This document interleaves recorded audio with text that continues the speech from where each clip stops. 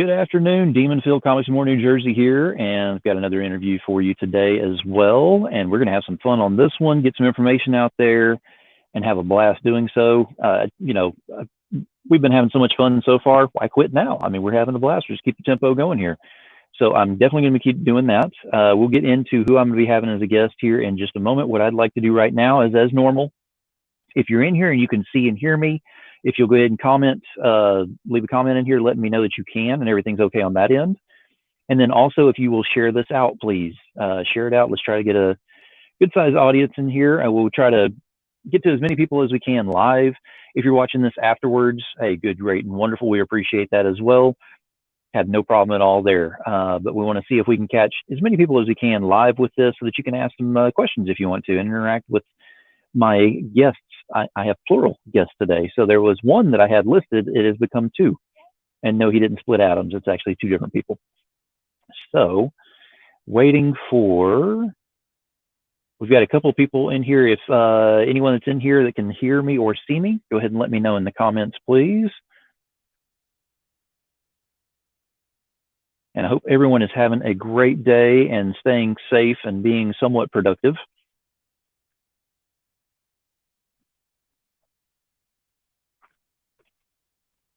And while we're doing that, I'm just kind of working on my end, getting some things going over here.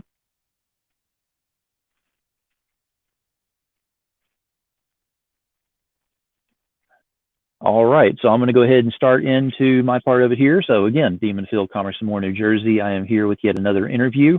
And we'll go ahead and thank our sponsors for the show, because I am so excited to say we have sponsors, and we do. So this is great.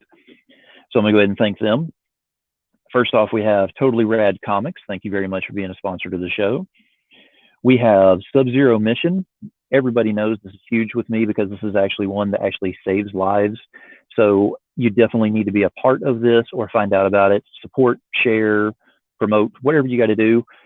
Information is always on my page about them. If you need any more information, reach out to me. I'll be glad to give it to you. Codex Entertainment.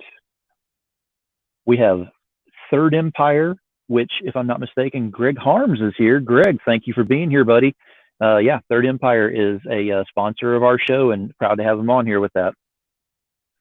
So again, thank you for being sponsors. In the next, depending upon how the Postal Service is working with this, it'll probably be 3 to 4 weeks. I should be having a banner behind me, which will actually showcase, who's actually sponsoring me, which is going to be pretty nice because it'll be official and be able to show that off. So, all right, we're ready to get going with this. So let me go ahead and take the banner off of here so we can see a little bit better. So today my guest is actually Michael Oden, who has a crowdfunding project that's going on right now on Indiegogo, and we're going to get into that here in just a moment. But also, I not only have Michael Oden, but I have Luke Stone here as well, because Luke, if I'm not mistaken, did the lettering on this project as well. So on Indiegogo, there is a project that is called Elysian Fields. I'm going to go ahead and I'm going to put the link up here real quick so that you have that, and you can go look at that while we're going ahead and bringing them up. But there is the link. It is also, whenever you clicked on this video, whether it was Facebook or YouTube, that link is actually embedded in there as well. So just go look for that, click on it, it'll take you directly to it. So you can kind of take a look and see what's going on as I'm going ahead and bringing them in here. So with that being said, I'm going to go ahead and bring Michael Oden in here. Woohoo! Appreciate you being here, Michael. Thanks for having me on. You're doing me the favor. Hey, absolutely. You've got a great project, and we're going to get into that and everything and talk a little bit about that. So I'm going to go ahead and bring up my other guest on here, which is Luke Stone. Woohoo! Hey, how's everybody going? Champion. All right, so we've got you both on here. For those who don't know who you are, I want to kind of go around this and give you a chance to go ahead and say your piece on this and who you are. So let's go ahead and start with you. Michael, we're going to give you the full screen on here. If you'll go ahead and let us know who you are, what you do, and where to find you. Hey, how's it going, guys? My name is Michael Oden. I am the creator and writer of Elysian Fields. Right now, we have our Indiegogo up, which Phil so kindly has up on the screen right now. And so that's one of the best places to find us and get updates about everything. We also have our Twitter, which is at Elysian Fields _0. And that's another good place to follow us for updates. We're working on getting a Facebook established for the publishing imprint Nine Realms Publishing LLC, which will be my publishing company. But I'm going to turn it over to Luke. All right, so we're going to go to you, Luke. So who are you? What do you do, and how do we find you? Well, I have been trying to figure out the answers to those questions for a long time now. So my name is Luke Stone. You can find me at LukeStoneStudios.com. I do a lot of things when it comes to comic books. I actually am the project manager for a company called Starcross Comics. I run my own art studio, Luke Stone Studios, where I do everything from pencils and inks to colors to letters to even some story editing and things like that. So I do just a little bit about everything. I produce my own book called Hybrids, the Sons of Gods, which is, we can plug that later if there's time. But I want to focus on the Elysian Fields project that I'm working on right now with Michael Oden. I am the letterer for that. So I get to kind of help out with the finishing, and there's some really cool art and some really cool story going on there. So that's awesome.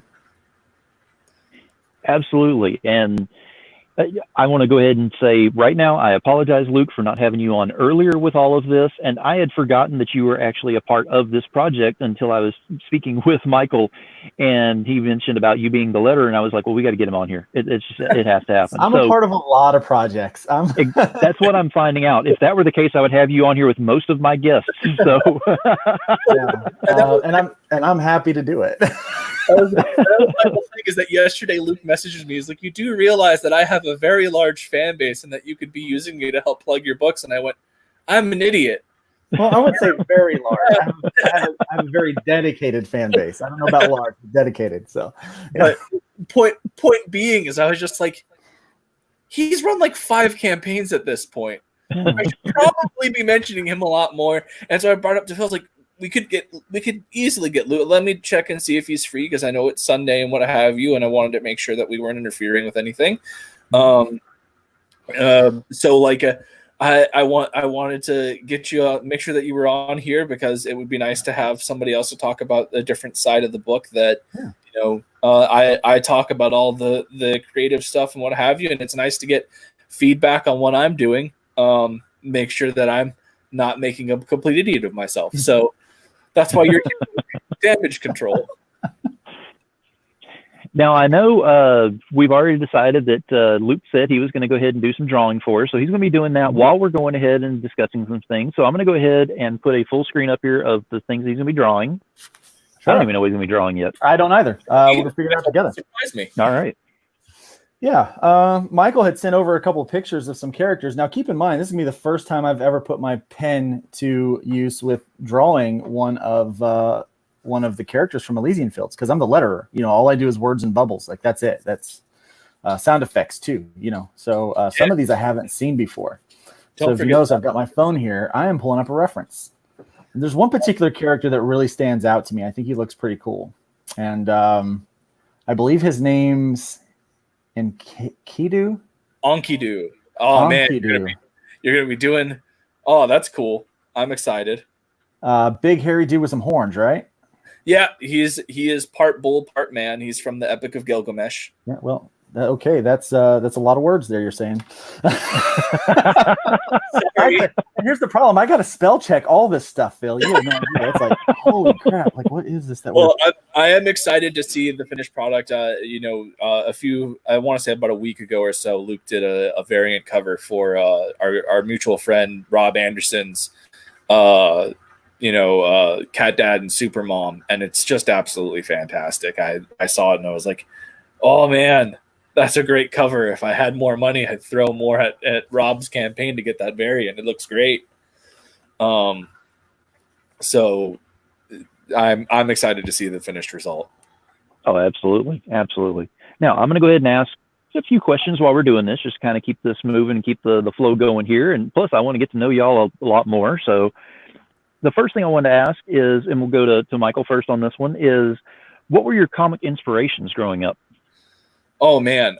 So from a comic book standpoint, my inspirations were, the first superhero I ever learned how to draw and what have you was Spider-Man.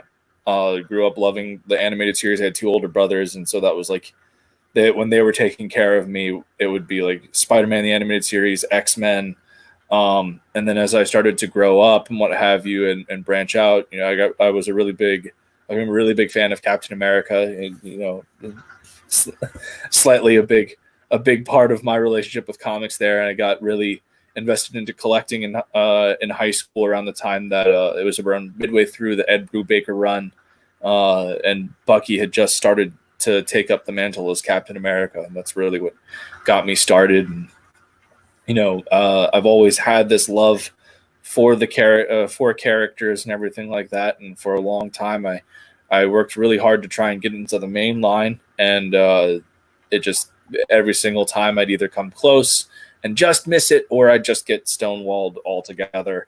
And so I just decided, why not just do my own damn comic? And I figured now is the right time to do it, and here we are. Oh yeah, and it does look great, and we're going to get into that one here very shortly as well. Now, Luke, I want to ask you the same thing. What was your comic inspirations growing up? Well, there's a lot of them that's out there. I actually started drawing when I was about 3 years old. Funny story. So my mom and dad used to go to this little place called the Breakfast House in Kokomo, Indiana, of all places.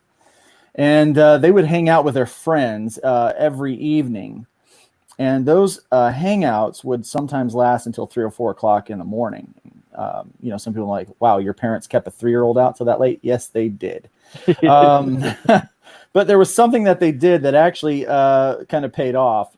In order to entertain myself, my mom would throw me a napkin and a pencil or a pen, and she would say, just draw. And so I just started doodling, scratching around. And eventually those doodles and scratches turned into something that looked like stick figures. And then I started putting clothes on stick figures and things like that. So I started drawing. But about 5 or 6 years old, my dad one day brought home some comic books that someone had given him from one of his coworkers gave him. He said, hey, I know your son likes to draw. He might like these. And it just so happened to be a couple of the issues of the Secret Wars that was produced in like 1983, 1985 in that area, and drawn by a guy named Mike Zeck. And so I saw these pictures, and the first cover that I saw was the one where you've got the Hulk with his arms extended, holding up all of this massive rock and earth, and all these heroes cowering under there, like they've been beaten. They know that they're going to die, but the Hulk, singularly the Hulk, was saving all of these other heroes that were just massive characters. And I was hooked. And so I tried to draw every panel, every page in that book until it was basically utterly destroyed. And then I just kept drawing from there. I would, I think people started worrying about me because I started wanting to draw these like Hulk-like characters. So I would get these muscle magazines and just draw these strong dudes, right? And they're like, Luke, you got something to tell us? I'm like, I'm good. We're good.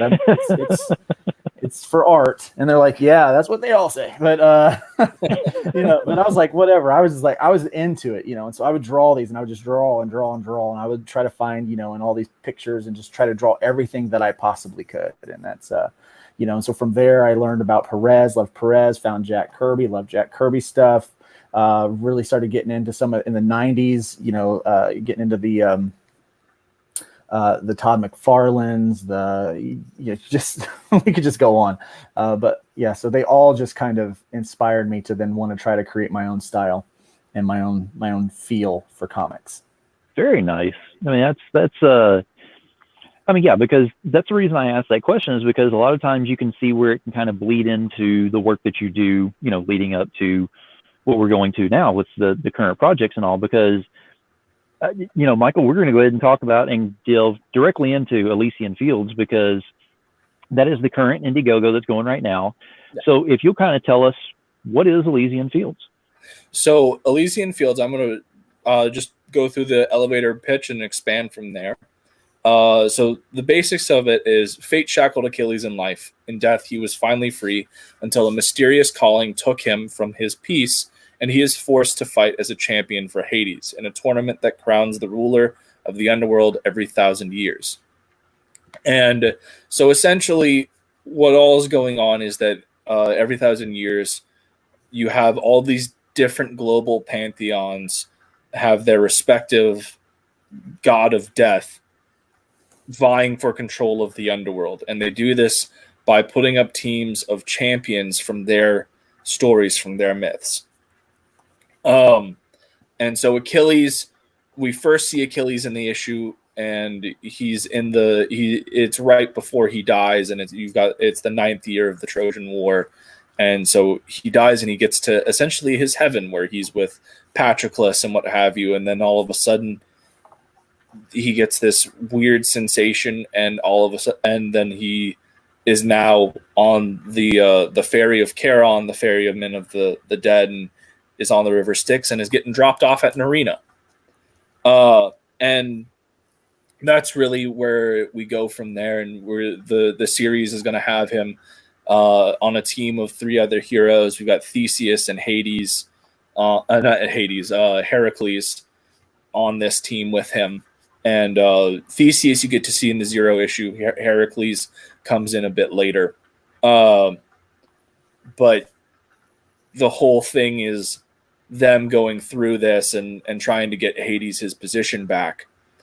And there's some stuff going on in the background with Hades and his motivations and what have you. And I'm going to pause for a second because that Enkidu drawing just looks sick. Yeah, I'm watching that too. Trust me.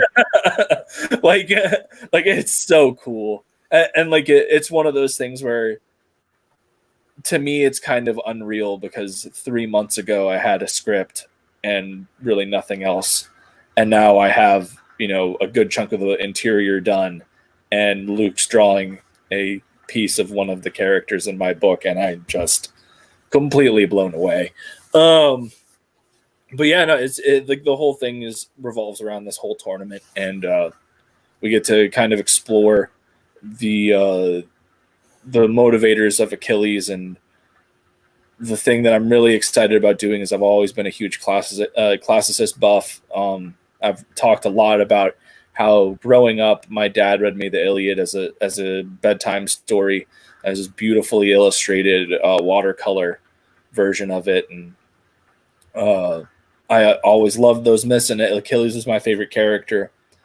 And so every single time I've seen Achilles in media, it's always been this whole thing where it's like they either came really close and just missed the mark a little bit, or they've been completely just off.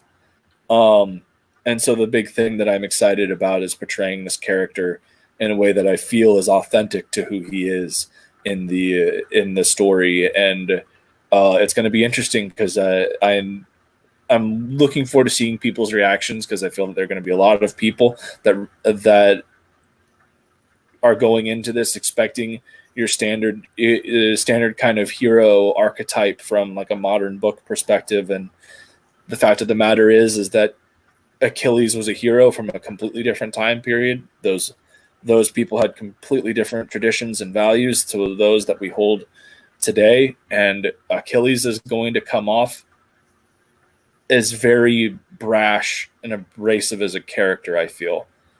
And there are going to be times where you're really rooting for him because he's fun to watch. He's fun to watch fight. His action scenes are going to be really cool. And there are going to be times where you kind of want him to get his ass kicked. Because like that was the whole thing. You read the Iliad and it's this whole story about the rage of Achilles being this almost nuclear weapon. Right. Because like it starts off the book and he gets into a minor dispute with Agamemnon over this slave girl Briseis, who was Achilles' prize given to him by the soldiers, and an Agamemnon is having to give away one of his prizes to appease Apollo. And so he said, well, you're making me do this, Achilles, so I'm taking away your toy. And so then Achilles' direct response is go to his immortal mother and have her beg to Zeus to make the Greeks lose every battle until they come begging for him to come back. Mm-hmm. And then, on the flip side, once Patroclus ends up dying, he now has a genuine motivator to hate Trojans. And so then you have on the flip side, Achilles' rage being directed actively towards killing people in the latter half of the book.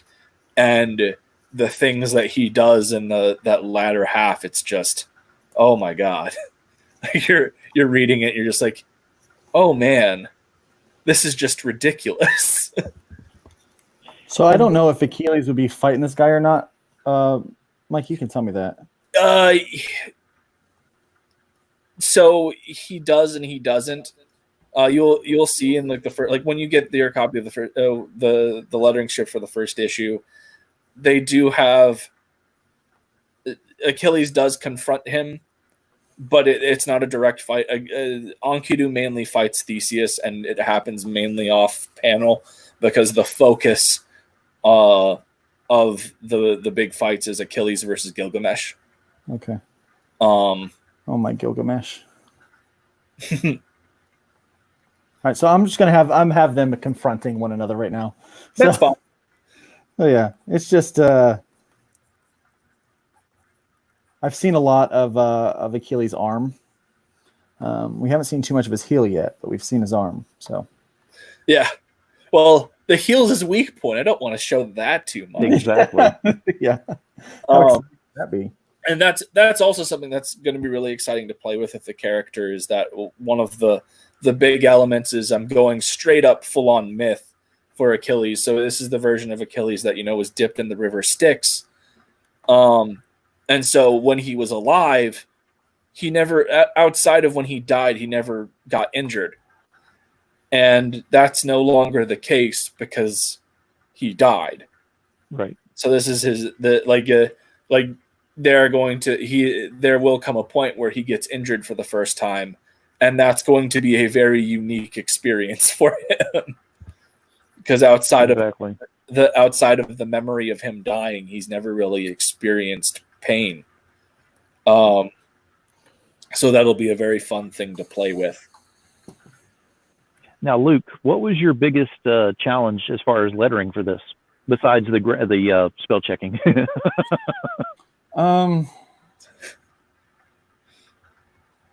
That's a weird question. I've never been asked my challenges in lettering. This book's easy. This book's easy to letter. The dialogue is good. The pacing is good. It's not overrun with editorializing. I've had other books where it's like the hardest part was actually lettering it because it just bored the crap out of me. But this is pretty good. I mean, it's a good book. I mean, you guys are going to enjoy reading it. I haven't had really any challenge with lettering. That makes me really happy. From the standpoint of I wrote and did a good chunk of the editing, what have you, and it's always just one of those things where Marcelo's art has been phenomenal, and I'm really happy with it, and it's so great because I've locked him down as our official artist of Elysian Fields, so he's going to be doing all the interiors and what have you, and the main covers of the books. But the big thing is obviously how my writing is going to do in living up to Marcelo's art. And so hearing that praise, Luke, it really, really does make me feel great. Puts a little bit of those nerves at ease. Because I think people are going to enjoy it. Yeah. That's obviously like my biggest worry right now is like we've gotten so much support on this campaign, and it's been super humbling as an experience. And the one worry I have is when the books come out and we start getting feedback, it's going to be like, I kind of want my money back.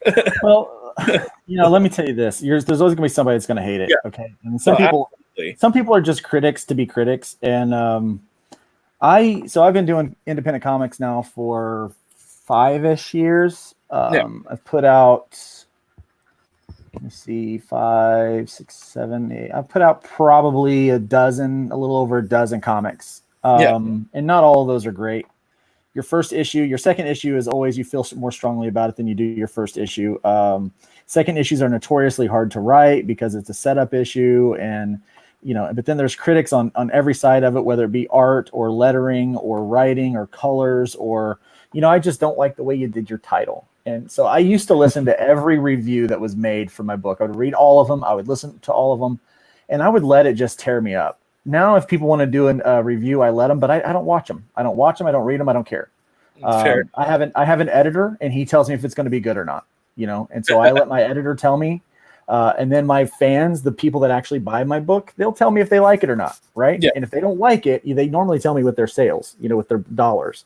Yeah. But I listen to them on that. And but for the most part, if someone wants to review the book, I want to do an interview with it. It's like, let's talk about it, especially since especially like with hybrids, there's so much growth from first issue to fifth issue and stuff like that. And you're going to experience the same thing. And that's actually how Luke and I actually linked up initially was, he had reached out to me because he noticed that I was a new member of the industry. And then I ended up doing a review of hybrids, and I had gotten I had backed his project and gotten the first few issues along with his final one for that first arc of hybrids. And I was reviewing it for Up Your Geek. And I remember we talked about it. I was like, the first issue I had some issues with and what have you, because it felt like it was a little bit rushed. And then from second issue on, it just kept getting better and better. And this is something that I like by the end of issue 4, I was just ready for the 5th. I was like, I also remember you said, I'll let you look at it before I post it. And I'm like, I've had people do that. It's like, I'll let you review it before I post it. I'm like, just post whatever you think. Like, if you hate the book, let people know that you hate it, so they'll buy it to verify it. Yeah. That's my whole thing is I feel like that's a professional courtesy. Yeah. I don't like it because I don't want people to think that, I'm just going to write the review and then I want people to realize that I'm going by what I say. Cause I usually, and Luke can attest to this, I usually come back first with my initial thoughts. And then I, to let them know, hey, I really liked your book. This, that, or the other. And then I send them my draft that I put out to my editor, to be like, this is what I'm writing. Is everything okay here? Just to show that I am standing by what I said in my initial thing. And on top of that, I think it's really good in case there's any information that they want to add in for hey, they can also get the book here. I have had a few people that they have Indiegogos, but they also do have sites where they can sell back issues and everything. So I feel like it's a very useful thing to be to make sure that I have all of my information correct. And if they want to be like, oh, so if you could mention that we have a campaign starting at this time, that would be really useful. And so that's my big thing. I feel like it's a very good professional courtesy that allows people to kind of get a little bit of the edge off if they are somebody that takes these reviews at heart. I know that I did a review for David Brink's. I did 2 reviews for David Brink's projects. I did one for Perfect 10, and I did one for his book Dream Girl Sleeper Agents. And I know that he's very invested in the feedback that he gets on his books. And I know that he was a little bit nervous initially with Perfect 10 and getting his review. And when he read it, it gave him a nice little confidence boost, and his campaign's doing well. And I hope that my review had at least a small part in helping that out, because it was a great book. But yeah.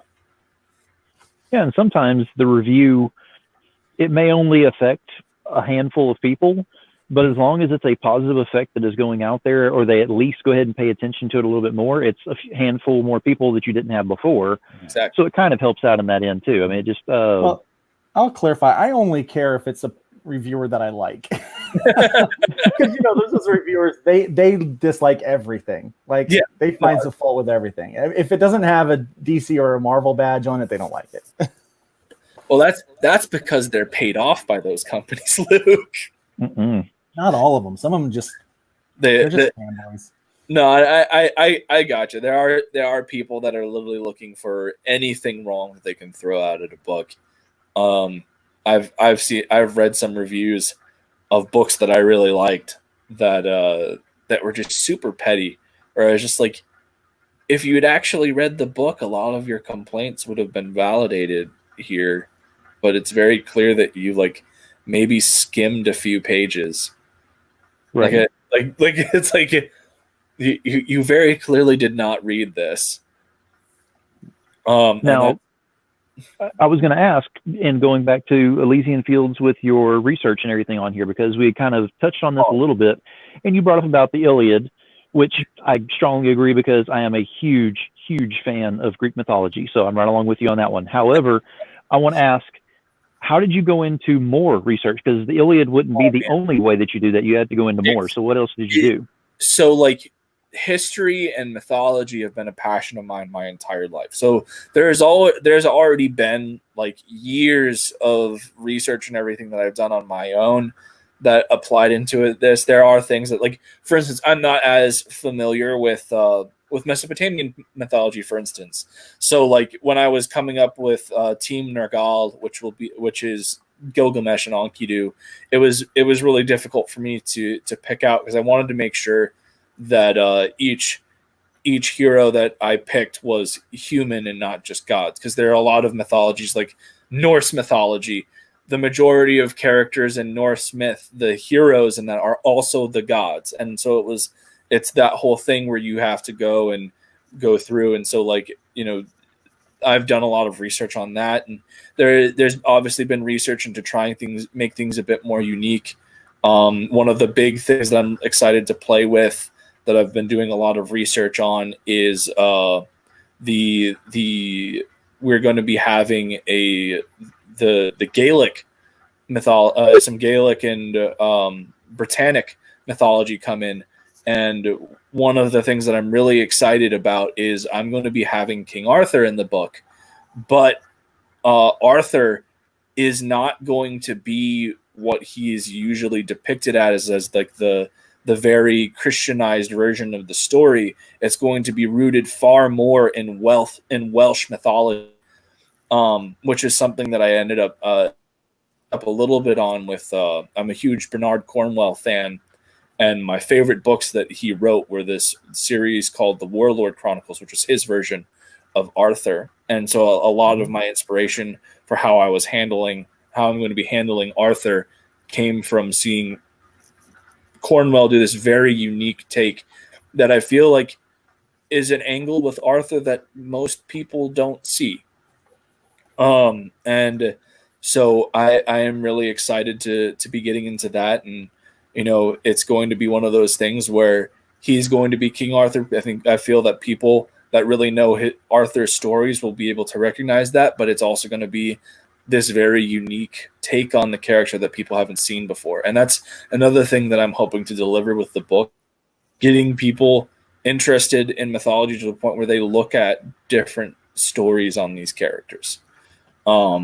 Because that's honestly been one of the funnest parts about doing this book, is the research that I've had to put into it. And, obviously you go through and you're reading all the myths, and you're looking up stuff on the internet, trying to figure out like the best ways to handle certain characters and present certain characters. And so you saying that actually kind of brings up something else, because the only other way that I've really seen where you've actually branched out that much with the different forms of deity and everything on there was Neil Gaiman with American Gods. So that's huge, as long as you're able to go into it and keep the momentum going. See, the problem with American Gods is it was straight out of the gate. It was like, this is new, this is different, and I can't get enough of this. And then all of a sudden it was like, you're just trying too hard now. Now you're just throwing in deities that I know had nothing to do with anything around any of this, would never have had anything to do with this. And it just threw me completely off. So that's the thing, is that I'm trying to get a good chunk of global mythologies in there, but I'm also like not stressing about it too much, because like at the end of the day, it's a tournament book. And so while there are deeper things going on in the plot for like main characters, like I'm not going to sit here and try and explain to you why so-and-so is like every god that's participating in this has literally the same goal. They're trying to become the Lord of the Underworld, and there are advantages to having that title, especially for pantheons that are rescending in their following and up above. And these are things that will play into the plot, and it will make and they are actively the things that kind of increase the stakes of the book.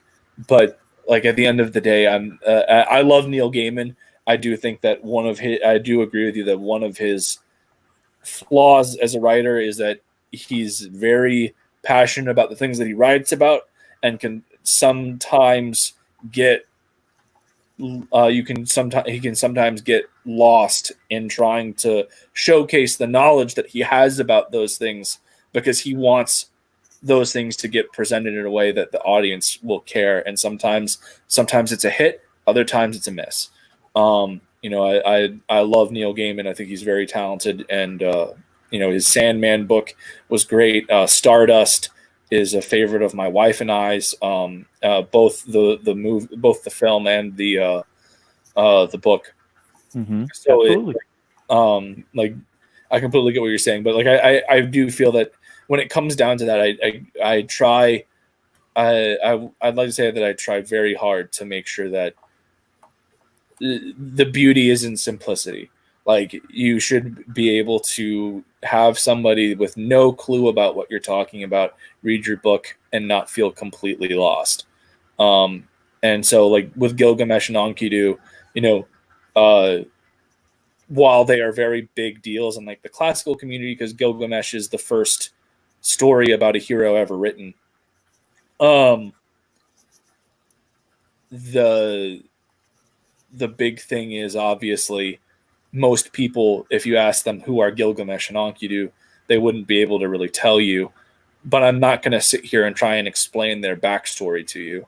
Right. Like, all that you need to know is that Gilgamesh is the first of heroes, and that Enkidu is his companion. And so that's all you know. That's all I throw at you. That's all I plan on throwing at you. Maybe somewhere down the line, I know that one of the big plans I plan on doing for future books is that it'll be a collection of issues of main story, and then there'll be a side story about a side character. And who knows, maybe at one point we can go back and revisit those two characters and do something fun for them on that, and do one of the stories from the Epic of Gilgamesh. But like, at the end of the day, that's much far down the line. And on top of that, I don't necessarily plan on doing it, because, as I said, we did what we needed to do with these characters in this. And as exciting as they are, and as how brilliantly designed Marcelo did on both of them, like, they serve their purpose in the story, which is bringing Achilles to the tournament and establishing that he's a force to be reckoned with in this tournament. Yeah, and so you're bringing up about, you're giving this little part of the story here just to go ahead and give the names, put them in the tournament and everything, but you're not giving the whole backstory on there. Yeah. I wouldn't be worried that people are going to be like, I got to know more about this, because if you actually bring something to a book, and I'm speaking as a fan on this one because I have no artistic talent in my body. Sorry, everybody knows this. But as a fan, whenever I read something and it makes me want to go, I need to know more about this, so I'll do research on the side on something else. As long as you're staying true to the character and staying true to a little bit of the storyline on there, then I am a super fan at that point, because I start keeping up with everything that's going on there, learning more off to the side and going, he touched on that on this one. I like how he's going through with this. Yeah, so that I hope that I convey. I did go through and read the Epic of what we have of the Epic of Gilgamesh, because obviously there have been bits that have been lost to history and time and what have you. But one of the big things that I hope really comes through is, while Enkidu isn't too much of a pronounced character in the books, Gilgamesh comes off as kind of an arrogant jerk.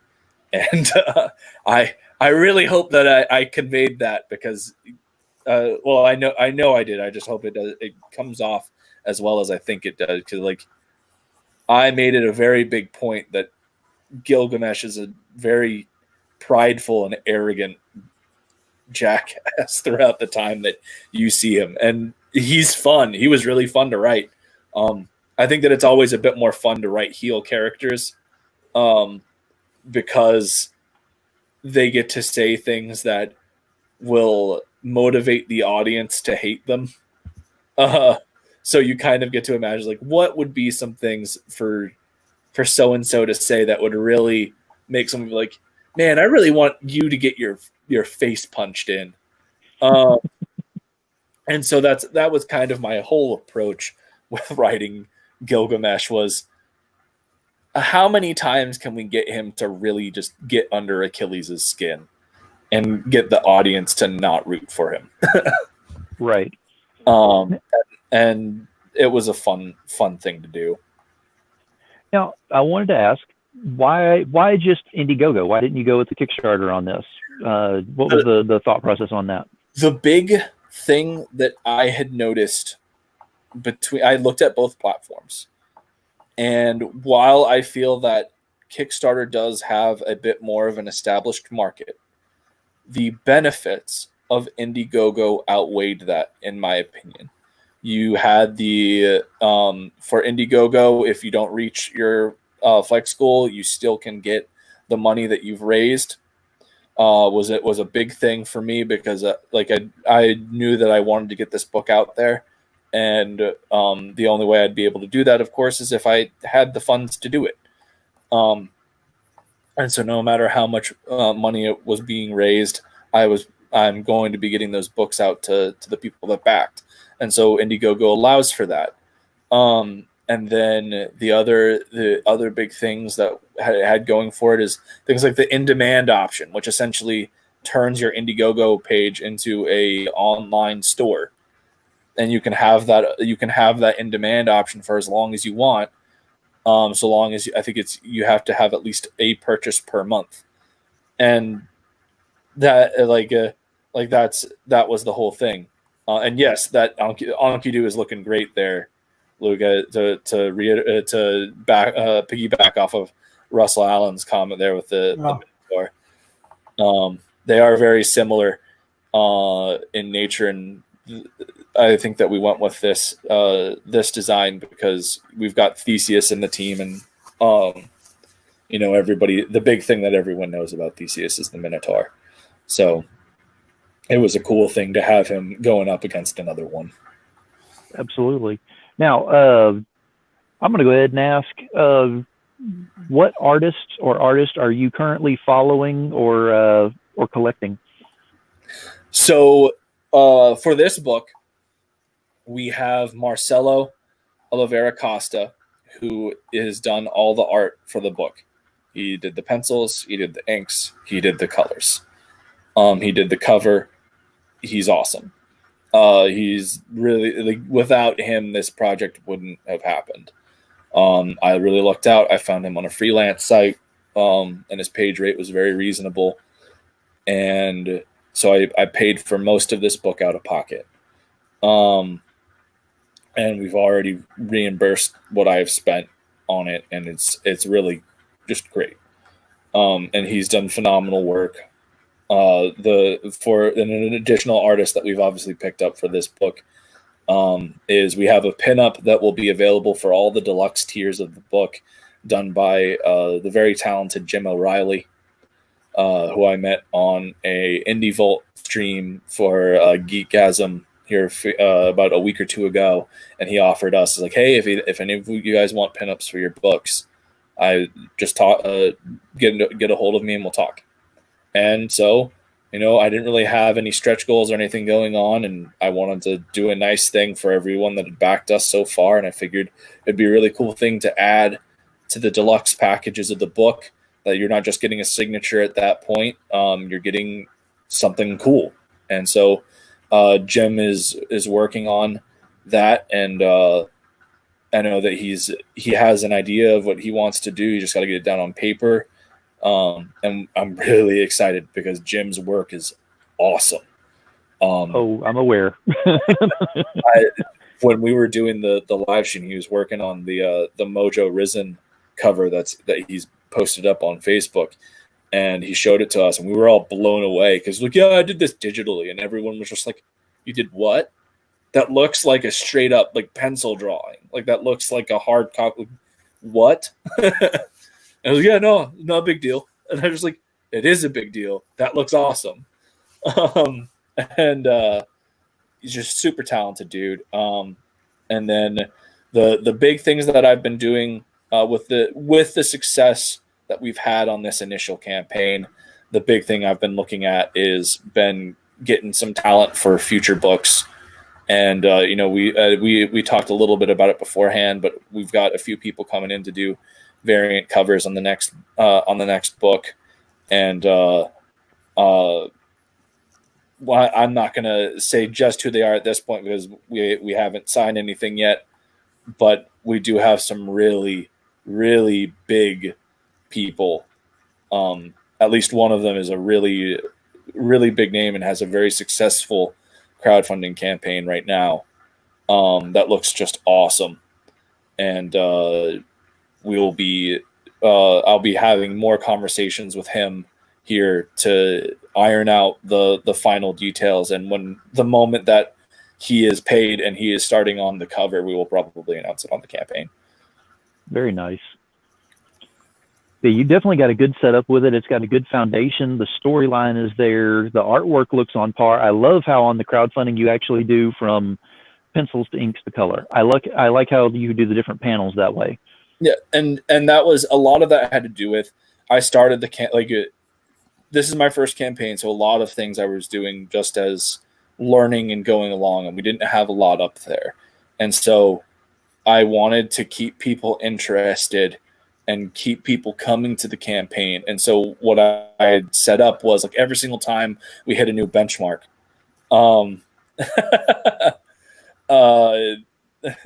every single time we hit a new benchmark for our campaign, I would check in with like Marcelo. Whenever I got something new from Marcelo, I'd be like, okay, I would check and see how close he would be to finishing it on the complete end of things. And I'd be like, okay, so we've reached this benchmark. Within the next day or so, I'm going to post up the full thing of page 1, or we're going to post up character art, or we're going to post up this, that, or the other. It was a really good way to keep people invested, even though we didn't really have much up there initially. And then once we had enough, I had all the pages put up front and center on our page. After I got a little bit of advice on that from Douglas Ernst, who did Soulfinder Demons Match, which is an incredible book as well. He's actually a backer of our campaign, which I was super humbled by.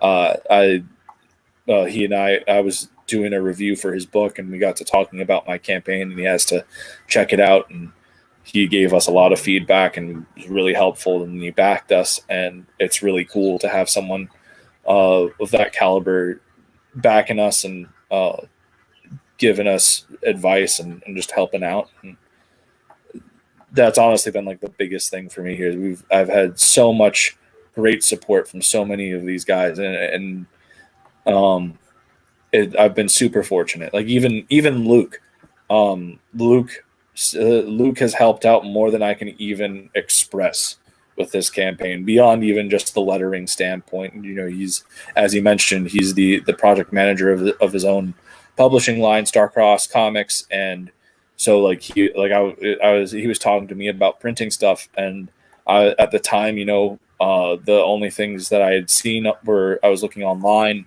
and printing companies online were like, you need to order in bulk for this amount, and it would cost around $2,000. And Luke was just like, that's a load of horse crap. Here, these are the people you need to contact and what have you. And he saved me so much money. And because of that, we're now, we were already doing really well on the campaign, but we're now well into profits because of the things that Luke has helped me with.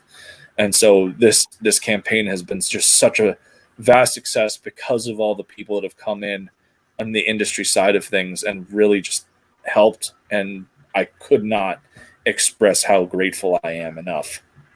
And I just want to go ahead and backtrack and go ahead and pinpoint, because you had already touched on it, and I was going to bring it up, but you already brought it up. This is your first campaign, and you're sitting on halfway funded on here with a flexible goal, of course. You're over $5,000. Yeah. And still moving. I mean, it's still got momentum on it. So, this is not one of those things. You see a lot of people who do their first time deal, and it's like, oh man, I only made 2,000. I guess I need to try next time, do a little bit better. I'm still having to out of pocket quite a bit on this. You're actually doing really well for a first time setup on this. We have been very fortunate. As I said, we've had I've had a lot of support from the indie community. People like Luke, Rob Anderson, Dave Brink, these people that have constantly been pushing my book and helping. Ted Lehman, another great talented artist, has been constantly sharing my stuff. Scott Weldon from Harlan Buck has been sharing the campaign all over the place. Like we've had so much support on that end, and then of course, family, friends have been super supportive because they know that this is a lifelong dream of mine. And then we've been doing what we can, and it just every little bit that I've gotten helps, and I've treated this honestly like honestly preparing for a war campaign. It's just every single place that I could talk about it, I went and talked. I was nonstop on my laptop and my phone for the first few weeks of the campaign, and I got yelled at a lot by my wife about it. Running a campaign is a lot like a job, dude. It's like a full-time job. It absolutely is. And like I'm at a job where I do 12-hour night shifts, and so what it would be is that I would go, I'd be at work, and I'd be promoting while I was at work, because we don't do anything at my job really. We just kind of sit around and wait for people to come through, and it's night, so don't really have that as an issue. And so I would just be promoting all through the night, and then I'd get home, I'd sleep for around 3 or 4 hours, and then be up again, and it'd just roll right back into it. It was constant. It just never ended. And the results speak for themselves. And you put that much out there, it comes back tenfold, and we've been doing really well. And we've had a few people that have generously donated a lot. I know that a close friend of mine from high school donated a sizable chunk, and I was like, I can't accept this and without doing something extra with it. What do you want to do? And so what we're actually end up doing with it is we're going to be donating 25 copies, because that's how much his thing covered, in addition to his books, to a veterans hospital. We're going to be going to the Walter Reed Special Forces Clinic, because my dad is a head of a SF chapter, and we're getting all that finalized, and we're going to be handing out 25 of the copies to soldiers there that are at the hospital. So that's very nice. I grew up in a military family, and I served 6 years, and especially during times like this, it's one of those things that just nice to do, and give these guys a bit of a reminder that they're being thought of. Yeah, no, and thank you for your service. Before I forget and we move on to something else, definitely. I did my time in. It wasn't super exciting. I was Army National Guard, and we did go on a deployment, but it was to nowhere crazy. We just kind of stared at the sand for 12 months. But it was just one of those things where it gave us an opportunity to do something really cool. And I am looking forward to going around and giving those out. And it gives me a chance to see my dad again too, which is always good times. There you go. Absolutely. Now, Luke, with hybrids, how did you go about getting the research on that one? Because I'm going to go ahead and give you a plug on this one as well. Oh, okay, cool. Well, with hybrids, I actually spent a lot of time in research. Some people out there that are watching might know, but I am full-time in ministry, and so that's kind of what I do. I'm a full-time pastor. And a long time ago, we would have these great conversations with a guy that I served under by the name of Jeff Evans, and we would have these just really intriguing conversations about this one particular verse in Genesis, in chapter 6, where it talks about the what it calls the sons of God coming down and seeing the daughters of man and having babies, and those creatures becoming the Nephilim. Well, the more you research that scripture, you realize that it's not just mentioned in Genesis in the Christian Bible. It's actually mentioned in a lot of different religions, that particular instance. And then there's people that actually think that that event is what sparked Greek mythology. So a lot of this other stuff, they believe that all of those were actually just exaggerations of stories, real life stories about the Nephilim. And so I started to do a lot of research. every book I could get, every version of the Book of Enoch I could get, every reference that was throughout history about the Nephilim, or kind of things that kind of predated the Greek gods, everything I could read about the Greek gods. It took about 10 years worth of dedicated research to get everything.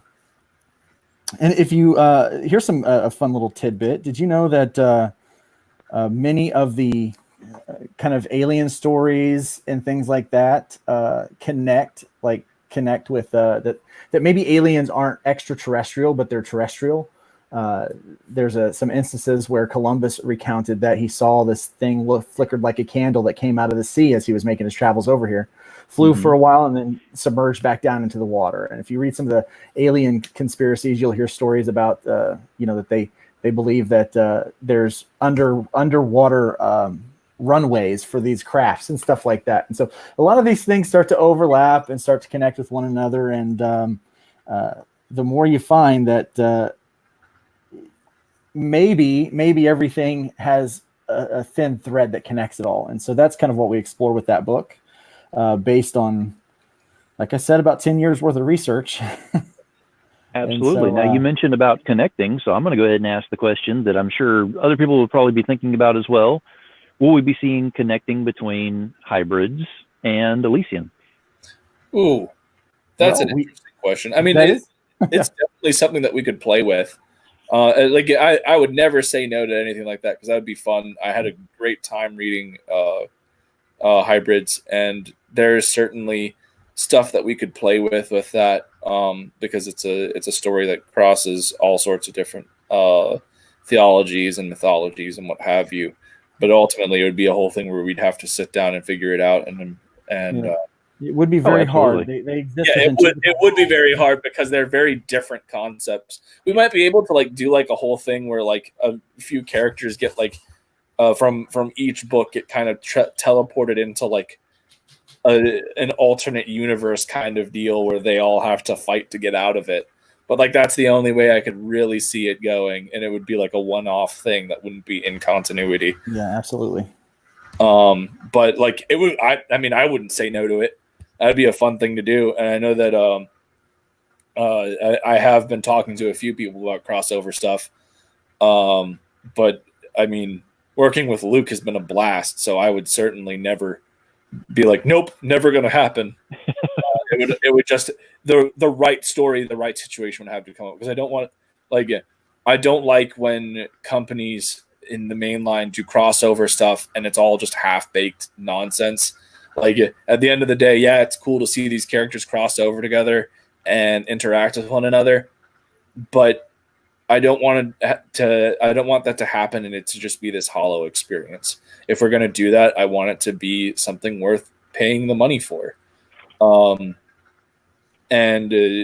know that Luke has a fantastic product, and I'm really happy with Elysian Fields. But if we did do a crossover, and I'm sure he agrees with me on this, we'd have to make sure that it was an airtight concept that we could do. It'd be outside of continuity, and it would. But first and foremost, it'd be something that felt cohesive and organic to both of our universes. Yeah, it's always about the story. If the story doesn't get served, then there's no point in doing it. So yeah, exactly. So it would definitely have to be that. And that is something that we could definitely talk about in the future. I would have a fun time with it. I'd like to see Trash Man go up against Heracles. Be a good time. Trash Man's a fun character. Talk about have Heracles kind of maybe mistake him for Zeus for a second. Yeah. He's got the lightning stuff and the blank eyes. And maybe mistake him as a potential sibling. That would be fun. I'd have a good time with it. Yeah, there's some things that could be done. I could see with that. It's definitely something y'all would definitely have to talk about. I'm just thinking because whenever Luke mentioned that it was actually the arc into Greek mythology, I was immediately like, that could be interesting. And that was actually one of the things that drew me to his campaign in the first place. Was I've done, as I said, we've done a lot of research and everything for each of our respective projects. And when I saw the whole concept of Nephilim and what have you, Nephilim was always something that I thought was a really cool concept. One of my favorite horror movies of all time is the Prophecy series. And so the concept of like the angelic anthologies and what have you were things that I was really big into for a very long time. And so when I saw the crossover of Nephilim into Greek mythology, that was always something that I had really liked seeing the theories on whenever I did research for anything in my studies and what have you. Yeah, and I often have to remind people that the Greek gods don't exist in my world like they would in Mike's, because his is actually based on those characters. Yeah. Mine is based on the fact that those characters were a derivative of real life characters. Yeah. So like an exaggeration. So like the Zeus character is a lot different in my world than it is in his. It's not actually Zeus. The Achilles character is way different. It's not really, it would be more of like in Luke's universe. I guess the best way to put it would be for like people that to understand it the best way possible. The way gods are seen in Luke's universe is very similar to kind of how the MCU approached Asgard, where it would be these people are very powerful beings that people mistook and worshipped for gods at one point in time. Right. And Odin, no pun intended, has a very good grasp of what my world is. So that's the whole deal with that. Whereas like in my book, these are the genuine deal. Every single pantheon member that you see is a legit god, and they each have their own motivations and why they're in this tournament and what have you. And some of them are more genuine than others, and you've got other gods who just want to win for the sake of, well, I think I'm the coolest guy around, and why shouldn't I be? And that's always a fun thing to play with. I think probably one of my favorite matchups that I'm really looking forward to write is, and I'm sure it's the one that everyone's going to be waiting for, is when Team Odin Freya go up against Team Hades. So when you have the Norse and Greek pantheons collide in a fight, it's gonna. I have some pretty fun stuff planned out for that. Because I've got to rep my heritage a bit, so it's gonna be a really big deal. Oh, absolutely. I mean, it sounds amazing. I mean, I love the concept of the storyline and all, and what all it is, and then the research that you put into it, because you're dead on with that. Because, like I said, I'm huge into Greek mythology, so you're mentioning all these names and places and things, and I'm over here going, yep, that's acceptable. I'll go with that. Yep. Yeah, and that was again, that was one of the big things for me, was especially with handling the Greek side of things. These are characters and stories that I grew up loving and researching. For a long time, I was a double major in history and classics. So like these are characters that I'm very familiar with, and I feel that, as I said, as much as they have been depicted in mass media, they've never been depicted right. Mainly, and this goes mainly with like Achilles, but even like Heracles, I feel that there have been people that have come very close to getting Hercules right, and then there have been other people that have tried doing Hercules and they completely missed the mark. I love the Disney animated movie, but like that's literally just an animated version of 1970 Christopher Reeve Superman. Exactly. That's all that is. That is not Hercules one bit. Yeah. And don't get me wrong, the story of Hercules is not something you'd be able to make a kid's movie out of. No. It's very violent and it's very tragic, and what have you. And him as a character is somebody that I feel that from a modern standpoint, people would like kind of tilt their head at and be like, he's considered a hero? Because as much as Hercules has done all these really cool and awesome things in his stories, he's also done some absolutely horrific, like borderline war crime things. as well. And like that's again one of those things that I'm looking forward to play with is the fact that these are heroes of their time. You cannot look at these characters through a modern scope. You're going to have to take yourself a bit out of that in order to really appreciate who these characters are. And as much as I make it accessible to everybody, because I don't want anybody to be like, oh, I don't really get what's happening. At the same time, there are going to be characters that are protagonist level characters that people are going to be wondering why these people are considered heroes.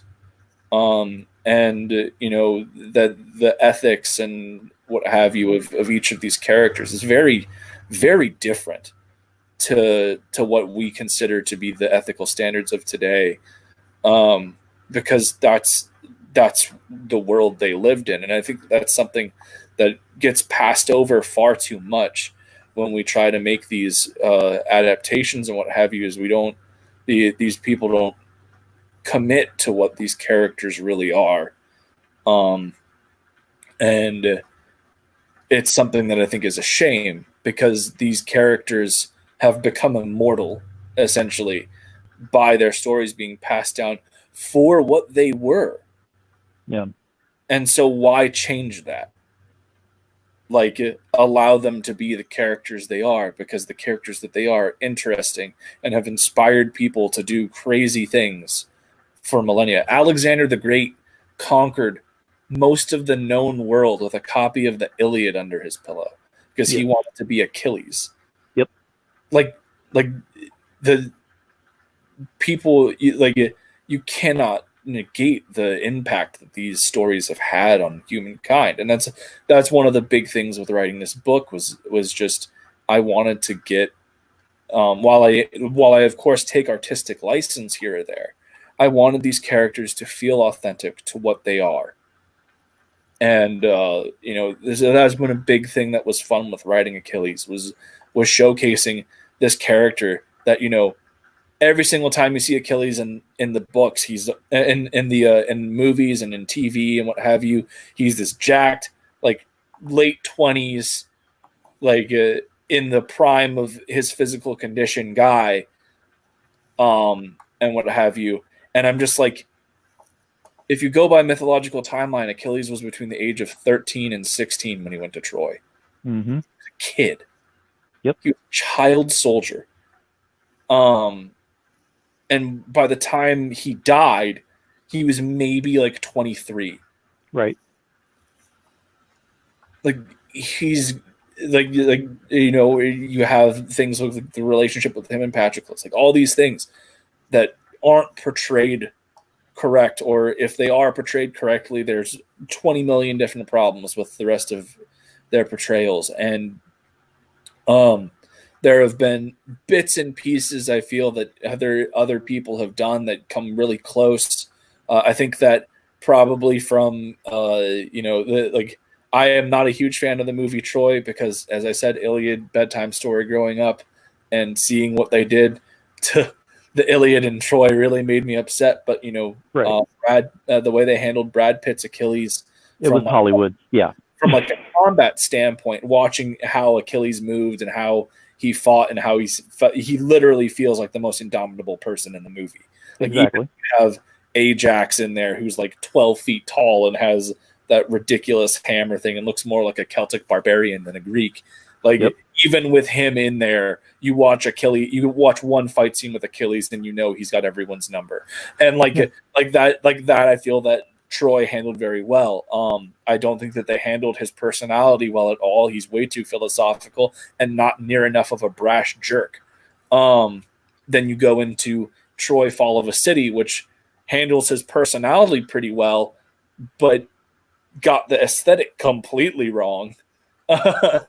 And was initially something that turned. I remember when they cast Achilles in the show, and I'm reading about it and getting real mad because they had a very and guy was super talented, did a great job, but they had a black guy playing him, and I was just like, Achilles is actively described as having fiery red or blonde hair and everything.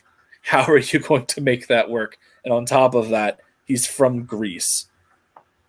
This doesn't make sense. But it was really funny because when I watched Troy Fall of a City and how they characterized Achilles and how they treated his character, it was awesome. I remember there's a line that he has in it where like Odysseus is trying to get him to come back and he's like refusing to fight. But I felt it was like the most in character line for Achilles that I've ever seen in anything. And like Odysseus is like, why are you doing this to yourself? You very clearly want to be back out there in the battle. I know that you miss it. And he's just like, it's not the battle that I miss. It's the quiet. And he's Right. like the moment that I go up against an opponent that's actually worth something, and the din of battle stops and everyone pays attention right before I take their life from them. And I just go, that's him.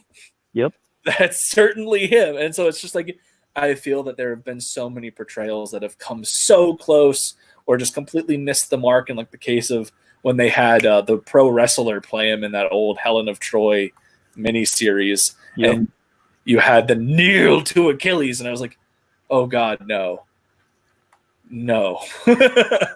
But like everybody, he's a character that gets portrayed a lot, and they never do him right. Theseus is a character that's barely been portrayed. In fact, he's a character that they have taken his feats, his deeds, and given them to other things. I remember the old movie Time Bandits had Agamemnon kill the Minotaur. I was like, I guess Theseus just isn't cool enough. I was like, cool, just give that to literally one of the worst people in Greek mythology. That's great. Exactly. Agamemnon. Now I'm going to go ahead. I'm going to point out on screen right now because Luke has been just working up a storm on here, and I just want to point out how much detail is going into this because I've seen a lot of hair going on here. Enkidu looks great, man. Like look at the veins and the muscle there, too. I know. That's awesome. This is so cool. Oh man. Hold on 1 second. I actually just got a message from Jim, speaking of the devil. Uh-oh.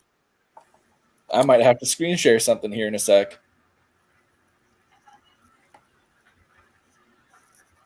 Hold on.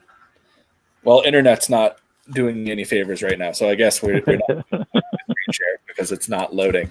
But Jim just sent me what I assume is like his bear model for what he's going to be doing for our pinup. Okay. But it's not loading, so unfortunately, sorry guys to tease you. But now you're talking about the Jim O'Reilly pinup that goes with any deluxe that you get on there, correct? Any deluxe tier of the book is going to be getting a pinup that is the art has been done by Jim O'Reilly, and I'm very excited to see what he's got going with that. Like I said it before, I'll say it again. Jim's a hell of a talented dude, and his art's awesome. If you haven't checked out, been paying attention to Mojo Risen, anyone, you need to be doing that. Like the story sounds really cool, but like Jim's art alone is reason to be following that project. Yes, and Mojo Rising coming out June 2nd. And yes, I know a little bit about that project. I am aware. I know that you did an interview here about a week or two ago, I think. Product speaks for itself. But yeah, to go back to Elysian Fields, Luke's doing a great job with Enkidu there. We are actually going to be doing a raffle on a print of this. I talked to Luke about it, and he agreed. And so what we're going to be doing is we're giving everybody a chance till this upcoming Thursday, which is the 1 week left mark in the campaign. And what I will essentially be doing is every single person that has contributed has been assigned a number by Indiegogo, and we'll be using a random number generator. And whatever number we come up with between 1 and the max number of contributors that we have for physical copies of the book, will get this. We'll get a print of what Luke's drawing here today. Excellent. So if you were smart and got the deluxe copy, not to throw shade at those people that didn't, but if you were smart and got the deluxe copy, you'd be getting 2 prints if you win. And this print's looking great. Yeah, I'm just my jaw's on the ground watching him draw this thing. Luke's a really talented dude. As I said, he did a cover for Cat Dad and Supermom here for our bud Rob Anderson, and it was just so cool. And that's another great book. Oh yes, I was actually really Rob let me read one of the stories from it at one point, and I immediately backed his campaign because I want stories like that for my son. I do believe that's going on Indiegogo soon too. Yeah, it's actually, I believe the Indiegogo is already up, and he's already reached the in-demand perk. Has he? I think so. I haven't quite gotten to my in-demand perk yet for hybrids, so I'm still crossing my fingers on that one. Well, you have one more backer to get you there because I just did it, Luke. Oh, did you? Thank you. Appreciate that. Yeah, I'll probably throw some more money your way here once I get paid next as well, because we support each other here. Yeah. Now I will say go ahead, Phil. Go ahead, Luke. I'm sorry. Oh, I was just going to let people know that I also do a like this right here. If anyone's interested in buying the original of this, I do that.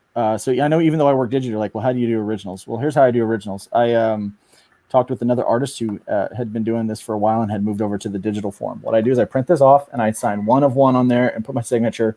So I never print another one. It becomes the original. So if you want to inquire about that, you can either get a hold of me or Michael. Yeah, that sounds good. And I could also, what we could do is we could sell that up we can put that up on the Indiegogo as well. And put that as a thing, purchasing the Luke Stone original. I think it would go. It's weird drawing something that I letter. Well, you're doing a hell of a job. I certainly not going to be able to throw much critique at it. It looks great. And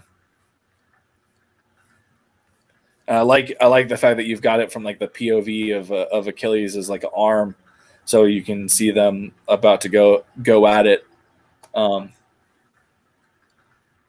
But you'll see him lose. That's what you'll see.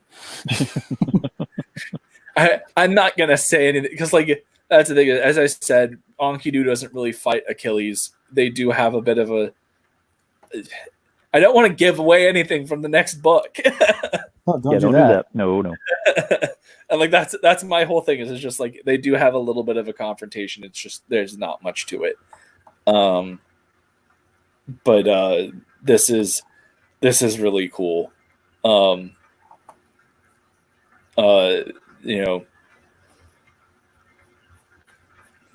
Yeah, being able to see your work, actually take form and become a living, sentient organism at that point is I'm sure that's got to be the coolest thing in the world, because you're sitting over there and it's something that's been in your head for all this time. You've actually put it to paper. You've got it going and everything. Luke's over here drawing it as we speak, and just getting more life to it. Goodness gracious. This is so awesome. This is this has probably been like one of my favorite things about getting into the indie community, just seeing all the talent. Oh, absolutely. And it's just like, man, how are these guys like? It really shows kind of the state of the current industry. It's like, how are guys like Luke getting passed over by mainline books? Like, look at that art. You can't tell me that there wouldn't be somebody who'd want to pick that up. Oh, absolutely. And then I look at things like the new Warriors that Marvel put out, and I'm just like, this looks like 20 times better than any of the characters that were put out on that spread. What are you? Completely agree. Indie comics is kind of where it's at right now, guys. I'm not even gonna lie. Oh, absolutely. It is. Like, there's so much more passion. There's so much more talent. So let me ask you this. So as far as like what Luke just said with, indie comics is kind of where it is, I could not agree more on that. So what are your aspirations on trying to get these books? And I'm talking about yours, Michael, and I'm talking about yours, Luke, of going into LCSs. About local comic stores, I actually am already a little bit on top of that. We've got 4 stores interested in potentially carrying the books. I got 3 local and 1 in Ohio. Nice. So I talked to Third Eye Comics in Maryland, said that they would be interested. I just have to send them a PDF when it's ready. They'll review it. If it's up to their snuff, they'll get some copies to put in their store. B&D Comics down in Roanoke have also expressed interest, and I have to send them the PDF so that they can make sure that it is appropriate for their store. I've got a few others. So like that's the big thing. I feel that the more that we get out there, and then obviously once conventions come back, we can go and actually like talk to different stores and what have you that are vending at those events. We'll be able to do a lot more on that. But I do think that we're going to start getting to a point where the industry shifts to this crowdfunded platform. And I feel that LCs are going to become more of where you get like trade papers and collectibles and back issues from old runs. Because the most profitable comic book stores that I've seen right now are people that primarily do that anyway. Because the newer stuff just hasn't been selling as well, because as we've established, the talent just isn't as prominent there as it has been. And even a lot of those guys, Sean Gordon Murphy just started an Indiegogo for his own project. And, he's obviously going to continue doing his White Knight stuff because it's been very successful. But like at the end of the day, he's already made over 100,000 on his campaign, and that money's all going to him. Absolutely. Now, not only on the LCS front, but I'm asking also on the online front, because a lot of people weren't even thinking about online sales or online comics or anything like that. And I'm not saying just digitals. I'm saying to get your word, get your information out there. So I actually have an interesting plan, and we'll see how this goes. I need to do some checking and contact some people to make sure that I'm okay to do this. But one of my big plans for this is Elysian Fields will release and be released completely in these, they've got the 0 issue. And then when we move on to the first storyline, that'll be like the first 4 to 5 issues plus a side story in a square bound trade paper. But when you have the emergence of things like Webtoon, what I am thinking about doing is using Webtoon and releasing bits and pieces of each issue on there periodically, and be like, hey, if you guys want the full story, go purchase at the Indiegogo. If you want if you really liked this, we have a campaign that's about to start. Go check out our Indiegogo to follow for updates. And that way we expand our market, because the people on Webtoons, you've got so many of these guys that are willing to spend like $5-10 to get a package of these coins to get exclusive looks at the next issues and what have you. But like those issues are only like maybe 2 or 3 pages of an actual comic book. If I can say, hey, you glad that you really liked this. If you want to actually read the entire book at once, you can go purchase here. You can go support our next campaign, and the book will be ready by this point. And that way we expand. Yeah, exactly. And another thing that I'm seeing, and again, from a fan standpoint, and it's something that I've actually become more or less a part of as well, is the Patreon deal, because there are some people that I actually go on their Patreon because I get to see behind the curtain before they release anything. Also, I get to now vote on things that they're doing as well, which is amazing because I get to have a say in what's about to come out. It's just really cool doing that. No, and that's an outstanding model, and I know that for like, YouTubers have been doing it for a while because YouTube has gotten silly with how they handle the revenue. So a lot of the YouTubers, in order to make sure that they don't have to follow YouTube's regulations for getting the revenue from that company, they do Patreon. They get more money that way. The money they get the money goes directly from the fans to them. It doesn't get split up between between YouTube and what have you. It's a solid model to do it. And like I'm not sure if I'd set up a Patreon for Elysian Fields, but maybe for Nine Realms Publishing, that might be a thing where, hey, we have a few projects that have been submitted to us. We'll get to work on the next one here once we have a vote on like which one you guys are most interested in. Here are the elevator pitches. Right. And so you bring up about the Nine Realms. That was another question too, is because I know you've already got Elysian Fields is right there. You don't have to tell me names, of course. I'm not going to pressure you on this, but do you have other titles that you want to go ahead and put underneath there as well? We haven't so the big thing with that is the short of the answer is no, we don't have anyone yet.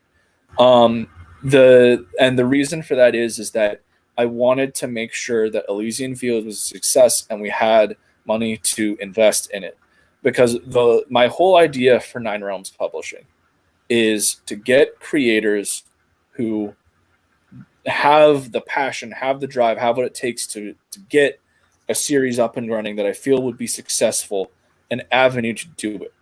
Because there's a lot that goes into doing it. Like, and I'm still learning even from my experiences.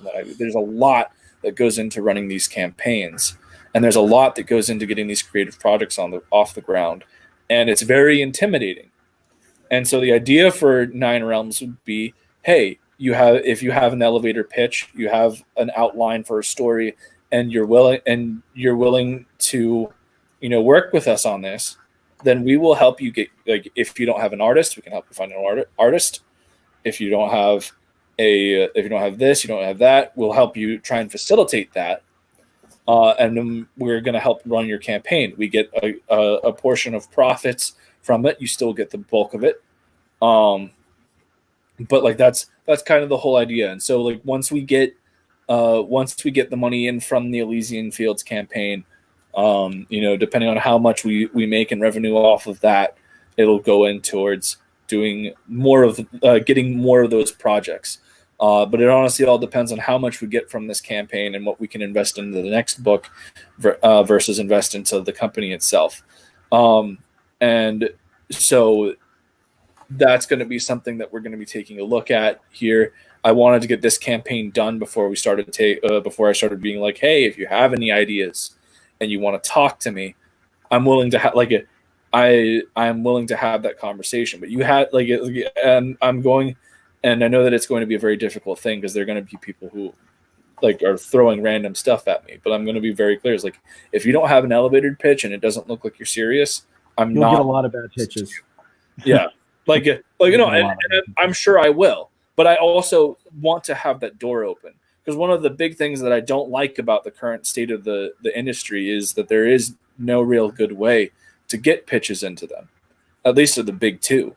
Like Marvel takes no unsolicited pitches whatsoever. Well, they can't. It's a legal thing. So here's the thing: because they own the IP, because they own the connected universe. Yeah. They can't even look at your character, because if they happen to have a character in development that's similar, then you can sue them saying that, oh, well, you based it off of a character that you saw from me. No, so they can't even solicit at all. I mean, I understand that aspect, but like even from a standpoint of like, if I had an idea to write a story for a character that you have, I have no way of getting a hold of you to make that pitch. It's not a particularly open process. But back in the day, Marvel used to have these things, and I remember them, where it would be like, hey, we're having a fan writing contest. The person that wins the writing contest, we will use their idea for a storyline in an upcoming thing. And you'd be involved in that. And that's how a lot of people actually got starts. George R. Martin used to write a fan column at Marvel. there used to be avenues for people who were invested and passionate and had the talent to get into the industry, and I don't think that those are there anymore. Oh yeah, they're certainly not. And that's what I mean, is that like DC has its writers workshop, but I think that the one for this year was unfortunately canceled due to everything going on, which is understandable. But B, like, DC, you see some of the decisions that they've been making, and it's just like, if you have to make up your mind. You either want to bring in talent for talent's sake, or you want to use people that are just trying to do what's that are just trying to push what they're about.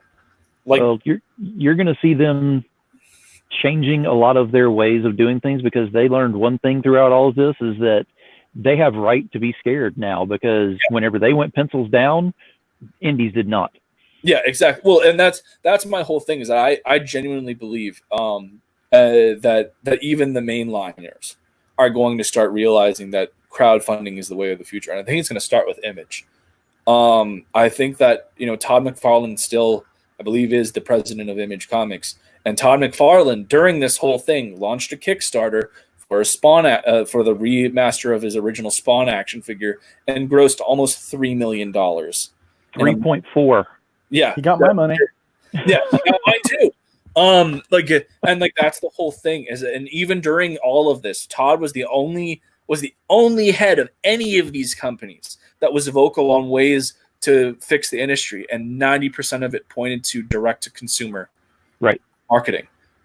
Whereas we can't, we literally, we have no one to blame for this but ourselves. We threw all of our eggs into one basket with Diamond. They shut down, and now we went from having limited profits to having none.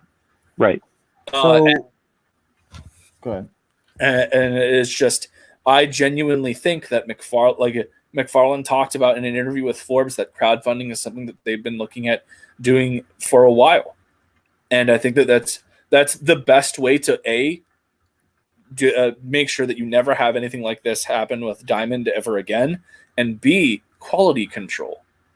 At the end of the day, if your comic book's barely making the flex goal, or isn't turning enough of a profit for you to continue making it, you now have an adequate way of showcasing people are interested in your product. And while it's technically been there before, you now have it as a direct result. Nobody wants your book. Nobody is purchasing it to go to their homes. You need to go, and there can't be any finger pointing about it. It's a direct. You have a direct result of people aren't interested in the story you are trying to tell. We were interested in it. We thought it had potential. But the way that you've been handling it is not conducive in sales. People don't like it. I'm sorry. You're going to have to go. Yep. I was going to say that Starcross Comics has been producing comics for the last 20 years. So Joe Spicer is actually really a great guy, and he just had something really unfortunate happen. He moved into a house, didn't know the basement flooded, had his comic books down there, and all the comic books got destroyed. So I think I'm going to try to run some kind of hey, if you've got indie comics or you've got comics that you can donate to Joe Spicer, do it. Because this is one of the nicest guy in the business. He's been doing it for 20 years, and he has not, the only people that are upset with him is people that didn't work or had to get a really, really nice rejection letter. I mean, he's the nicest at doing that stuff, right? So, but anyway, so they've been doing this for 20 years, and most of our books, we've never actually attempted to do Diamond, because a lot of the books we don't feel will benefit from that need. So when Diamond said, hey, we're not going to distribute, we're like, well, we're fine with that, because we distribute direct to this buyer, and we do direct to store. We actually have stores that buy, and we offer a 40% discount off the cover price to all retailers. And, occasionally we'll have someone that's not a retailer sneak in and try to get that price on us. But, we're pretty good about keeping that price just for the retailers. And so we've been doing that. Now, I think Diamond, with what's going on with DC, they're probably going to be looking for smaller publishers again, because they're going to have to round out that catalog. And I think they're going to start giving us a little respect. So one of the things that we're looking at now for the future is maybe taking some of the titles that we have to Diamond. We've gotten a lot of information. That's something that we're researching. We don't know that we're 100% going to make that move yet, but it's something that we're looking at but to be honest with you, crowdfunding and direct to buyer stuff, if you are an indie comics person and you are not developing yourself a mailing list, you are destroying your business. Mailing list is so important. It's like one of the most vital things, and that's kind of where a group like Starcross the big part about that is we have a thing. If you're going to be a part, you're going to get the power of our mailing list, but you've got to share some mailing list. And so we let when someone comes in, we let all of their mailing list people know, hey, you're going to get migrated into this Starcross because you're going to get updates about that book, but also the rest of the team. Yeah. And if you want to, you can unsubscribe from that. You don't have to get those, but automatically it's, we're going to migrate that over, and then we're going to send that initial out to say, hey, this is what's going on. And you can unsubscribe if you want to, but we have had very few people not want to know what's going on with the creator's publisher. Yeah. Mm-hmm. And so we've had a lot of really great success with that. And we haven't needed Diamond. And most of the people that I know don't release through Diamond. It's not one of the things that is even in our conversation in most days. Well, and it's very interesting because you mentioned that you think that Diamond is going to be changing their tune. Everything that the CEO of Diamond just had a whole interview where he's talking about, we're looking at shifting towards a more collectible platform anyway. Yeah. They don't care. No. They have zero regrets off of how they handled this whole situation, which I think is ludicrous. Yeah. Because the entire industry's livid with them. You're not because they're professionals and because they you don't want to completely burn bridges. Nobody's flat out said it, but Diamond cost everyone 3 months of books. Yeah. And they still owe some stores, actually, to be honest with you. Like 3 months of potential profits gone completely because Diamond decided to shut its doors. And don't get me wrong, with the pandemic and everything, I understand trying to protect your employees, but you also have a responsibility to these people that you have made contracts with. Well, we did learn something during this time. We learned that Diamond is only 2 weeks ahead of being broke. They're not going to get wise about it. It's crazy how some of these companies are don't care that they are literally, they have nothing left. It just blows my mind. I'm like, as much as I'm in this because of the passion I have for these books, there's a business aspect to everything that you do. Mm-hmm. But see that right there that you just said, the passion, that's what you don't see from the Diamond side of it. And I'm not trying to get into the whole show being about Diamond and all. They are strictly about the dollar sign. That's all that they care about. Yeah, but and it's just it is what it is. We'll leave it at that. We can, but to circle back towards strategies towards getting it out, getting our material out there. I think that what Luke said about the mailing list is integral. That's something that I actually was going to be talking to him about and trying to get some advice on how to handle getting one of those set up, is because the important thing, and McFarlane even said this in one of his interviews, is that if you allow people to break the habit, and if you allow people to not think about your books for a while, you have immediately given them an excuse not to come back. Exactly. And the biggest thing that you need to do, and in between each campaign, is give updates for what you have coming next and what's going on with the status of what you were working on.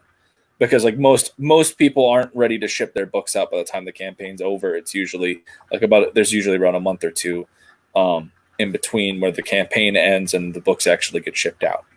Well, it's pretty simple whenever you think about it, because why do you go to an LCS? Why do you go to an LCS instead of just sitting at home, going on to eBay or all these places buying the books because they're readily available on there? Why do you go to an LCS? For the interaction. Because they go up there and they'll talk to you about it. They'll give you the status updates. They'll talk to you about things. They'll give you input. They'll give you, hey, this is my recommendation. So that's what you need to have, is that same momentum and that same interaction to go ahead and have that relationship with whoever you're purchasing from, to have them as a super fan moving forward. Yeah. And yeah, like that's the whole thing. The big thing is obviously making sure people are informed. And so mailing lists, I think that I honestly like one of the, as I had said, Webtoon is something that I've been looking at, because I think that it'd be a cool way, especially with the pandemic that's gone on. There've been a lot of people that haven't been able to contribute and what have you. And if I can give them a way to get a taste of what we've got going, that doesn't hurt me at all, and doesn't and makes them potentially interested in contributing in the future, or even just staying up to date on what we put on Webtoon. Like we have somebody that's willing to vouch for us and talk about our product. And that's one of the things that I really liked about that, is that like I'm considering, breaking my zero issue down into like 5 or 6 segments and posting each segment up on Webtoon during the summer, to build up to our next campaign, which I plan on launching in September timeframe. And that actually sounds like a good time frame to do that too, because that way you're still building off the momentum, and it proves that you're actually going to take the time to go ahead and take care of your fulfillment and everything off of this project. Yeah. And be able to go ahead and get everybody, books in hands, and then go, hey, guess what? You enjoyed that. Now we're going to move on to this. Yeah. And that's the whole thing, is I want to keep this going as quickly as I can, while maintaining the quality. Like I've written a good chunk of the next storyline. I've already sent Marcelo the script for what is technically issue 1 of the story, and he translated that. And so the moment that he finishes the last page of interior of the zero issue, he's moving right into it. He'll be starting off with a little bit of concept art, so that he can familiarize himself with characters, and then we'll be right into it. That's kind of what I wanted to do with this, is that I've got a good chunk of where I want my plot line to go plotted out. So it's just keeping up with everything and making sure that we constantly have something to put out there, because the big thing is that if you go too long without new content, people lose interest. Correct. They certainly do. Yeah. We're working with Starcross creators right now about that. It's like, look, you're putting out something this year, or else we're going to have to make room for creators that will. So we actually just started taking up submissions for some one-shots, and part of that is going to be an audition process to see who could potentially be a great new creator to work with some of their IP. I think that that's a great idea. That's actually one of the things I plan on doing with 9 Realms, is once we get people in, I plan on doing a very similar model to what I'm doing for Elysian Fields, where we do a one-shot kind of zero issue to establish their series.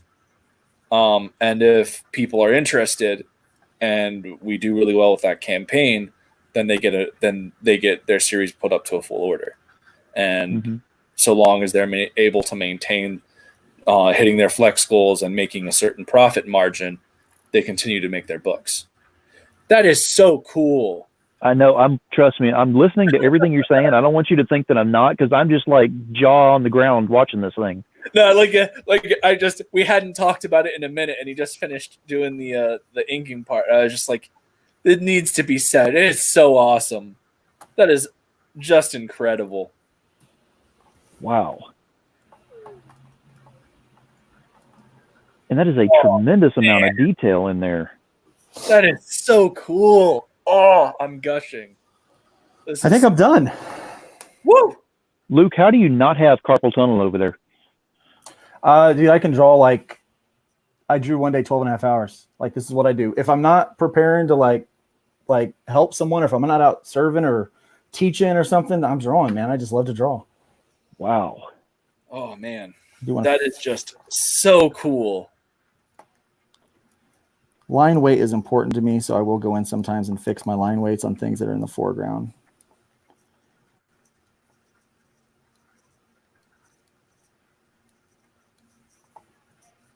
And you said that the original for this will be for sale, correct? Yeah, yeah, we can do that. Luke, just shoot me a full-on picture on that so I can attach it there and put it up that the original will be going on the sale, and then we'll do as I said, we're going to do a raffle for a print do we want to do a raffle for a print or just sell the original? Do a raffle for the print too. You can get a print and like we'll know that it's a print, and so like I'll do a little border for it to say that like it's a exclusive print for the Indiegogo. Yeah. But then you could also just buy the original. And what do you think would be an appropriate tag for that? Well, what would you normally charge for something like this for a commission? For this, if I did this as a commission, it'd be $100.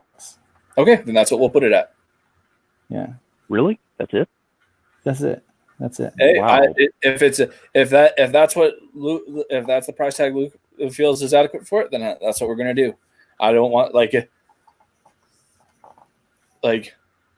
it is I certainly would be happy to get that for $100.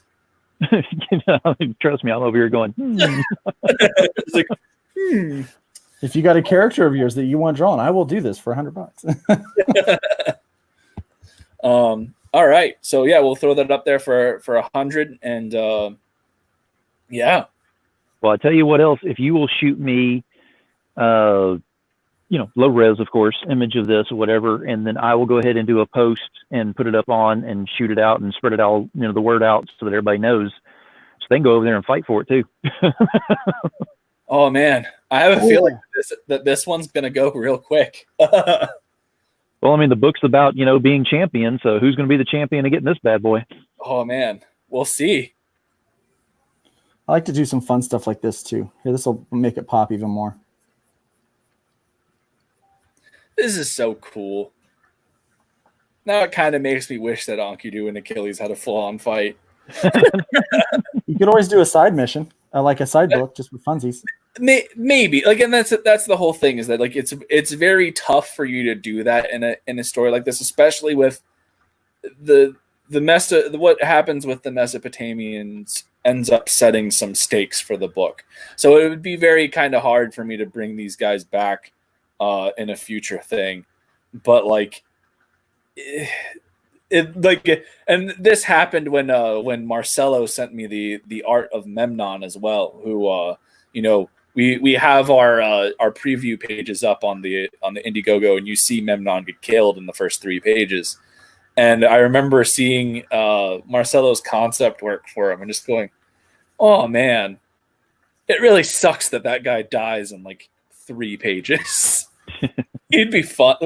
He's so well, that's the really sad thing, is from a creative standpoint, I do all the writing, and so I see all these characters in my head and kind of how I envision them to be. And then I have talented people like Luke or Marcelo, and I go to them this is what I'm kind of hoping for. And then they come back to me and blow me away. And so now I'm sitting there and I already have my story plotted out. And yes, you can make changes to things here or there, but there's certain things that you have to have them stay concrete, or else they lose their value.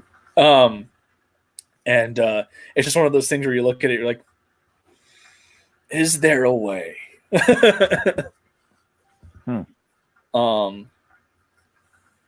But man, that is so cool.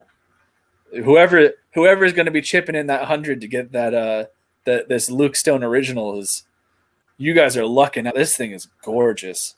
Mm-hmm. I will go ahead and I'll put a stipulation on here. If somebody does, whenever somebody does go ahead and purchase this, I want them to go ahead and do a post on Facebook tagging y'all and having that up there and all, so we can at least see it and all share in it.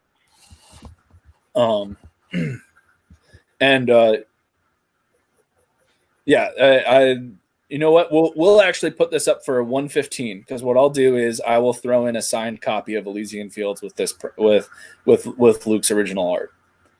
Nice. So That's a good deal, dude. I'm surprised it ain't gone already. Well, we haven't. I haven't posted it yet, so I'm surprised someone hadn't messaged you and say, "Hey, don't worry about posting. I'm taking that deal." Well, let's check Facebook. I might have. Let's see.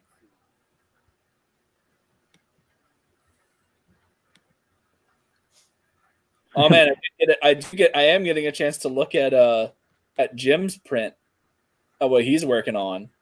Oh, really? Yeah, I'm not. I don't want to share it just yet because I don't have his. Oh, that's fine. But it looks.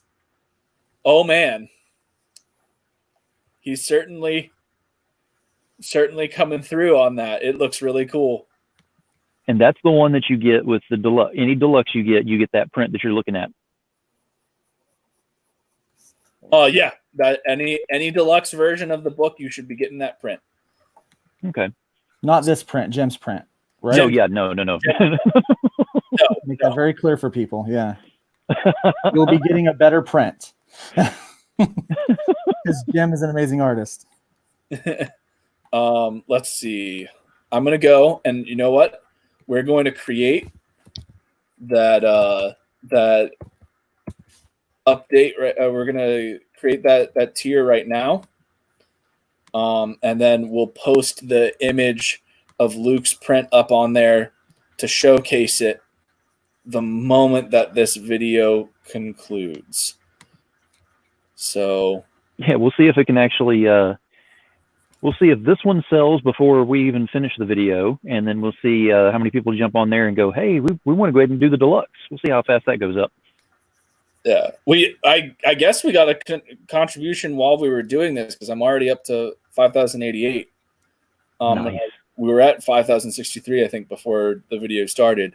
So whoever you are, you'll get your secret perk soon. So thanks for watching the video. But right now, what we're going to do is we're going to go to this campaign editor, and we're going to do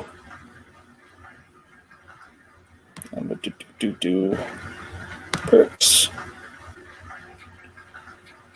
Hey, Rob says hi, Phil. Is he in the audience? No, he messaged me just a little bit ago. Oh, okay. Tell him I said hello back. I'm drawing a picture.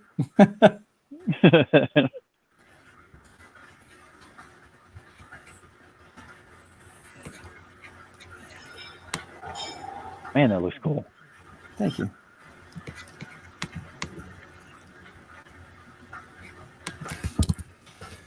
So, I mean, we got 13 days left. You're picking up momentum off of this thing. You've actually done very well so far. We're going to push you up there even further. Like I said, if you'll, I've got some of the stuff that I need, but if you'll send, like I said, a copy of this picture so that I can go ahead and do a post showing this. And you can do it where it's on the desktop if you want to, Luke, or whatever. Just that way it's not, it can't be just printed off directly. But that way I can do a post on there and really push on that. Here, I don't think I'm going to have to do much. Here, we can do a watermark. That'll work. Yeah, because I don't think I'm going to have to do much. I think by the time my post gets up there, it's probably going to be gone, but at least they'll know that, you can go in there and look at the other stuff, and this is the kind of things to look for inside of there, and you never know what other kind of surprises will be coming out of 9 Realms later.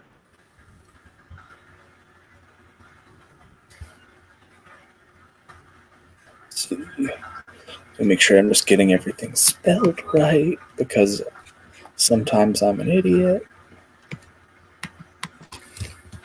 Look at that. Luke's got it all professional and everything, watermark and all.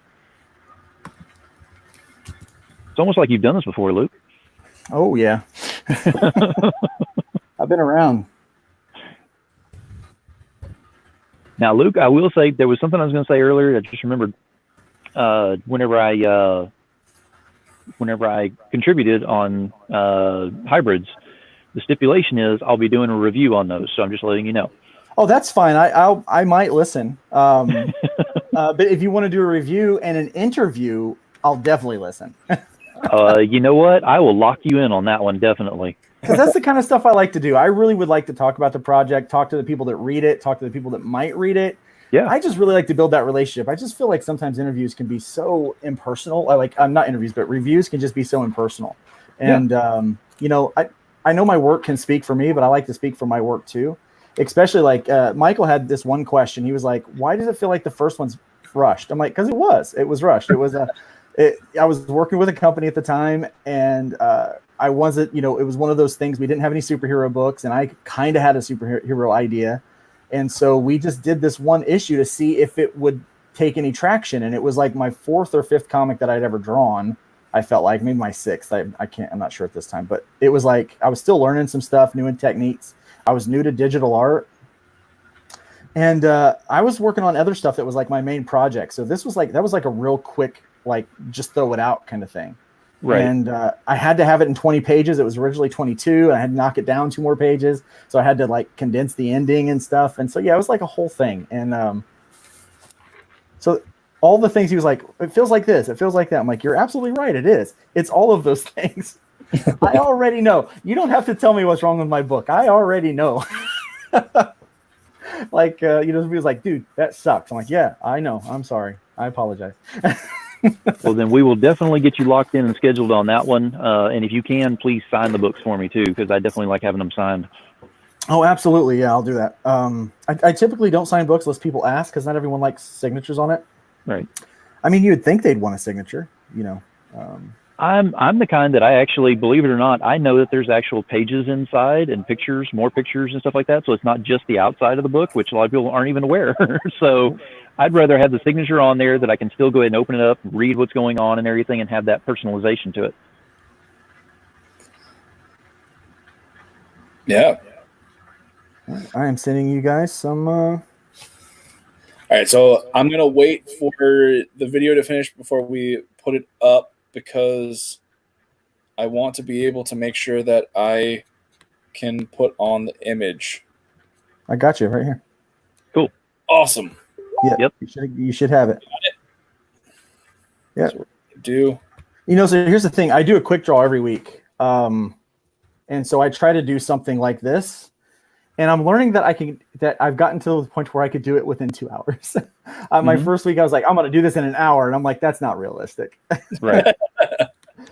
There's some stuff that I do. I'm like, it's not realistic that I could get this done in 2 hours or 3 or 4 or 5 hours. But I try to like, okay, if I could just limit it to certain things, I might be able to knock this out in 2 hours.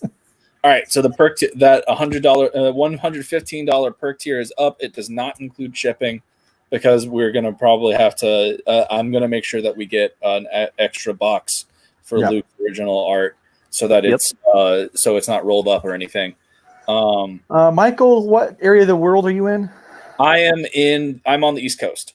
Okay, I'm also on the East Coast. I'm down in Jacksonville, Florida. So well, I'm in Virginia, in the Alexandria area. So we're okay. So what I'll do is I'll get the print done, like with the 1 of 1, and then I will mail that to you. Fantastic. In a box that you can then ship it to someone else in. So fantastic. All right.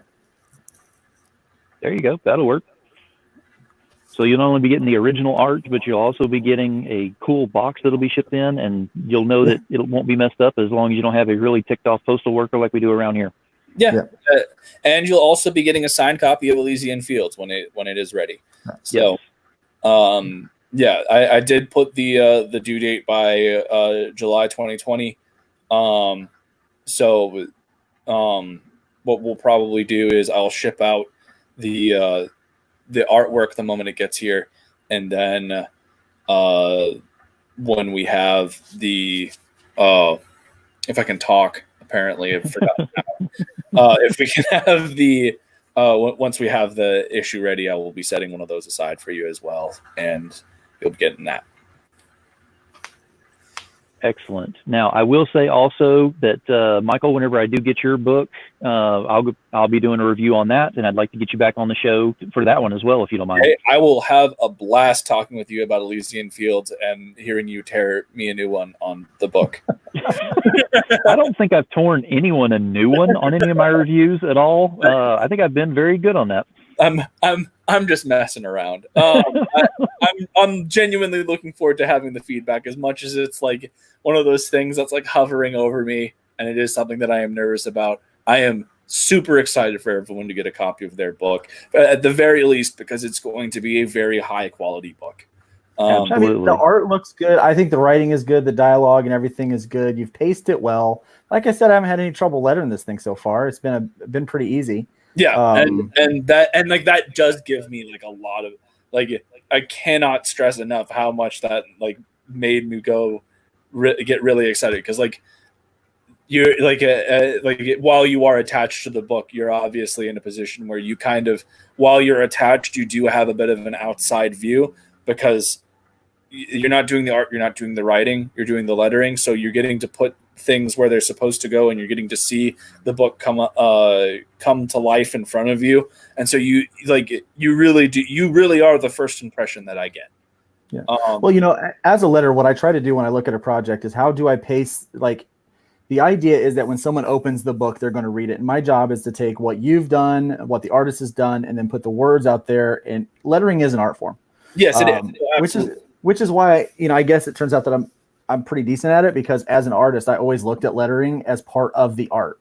When I draw a page, I think about where the lettering is going to go and how that's going to fit. Absolutely. And there's nothing cooler. And I don't have one of my books, but I've got this Astral Genesis by, I want to call him by his real name, but I got to call him by his J Magnum, by his pen name. For me, there's nothing cooler than open up a book and like looking at the letters on the pages with the art and everything. Like, for me, that's like the finished look, and that's what a comic book is. The smell of it, the feel of it. I make floppies not because it's profitable, but because I love to make floppies. I want to have those in my hands. And so as I'm lettering your book, what I'm thinking about is, what's it going to be like for you when you get that book from the printer and open it up? Are you going to be proud of what's inside?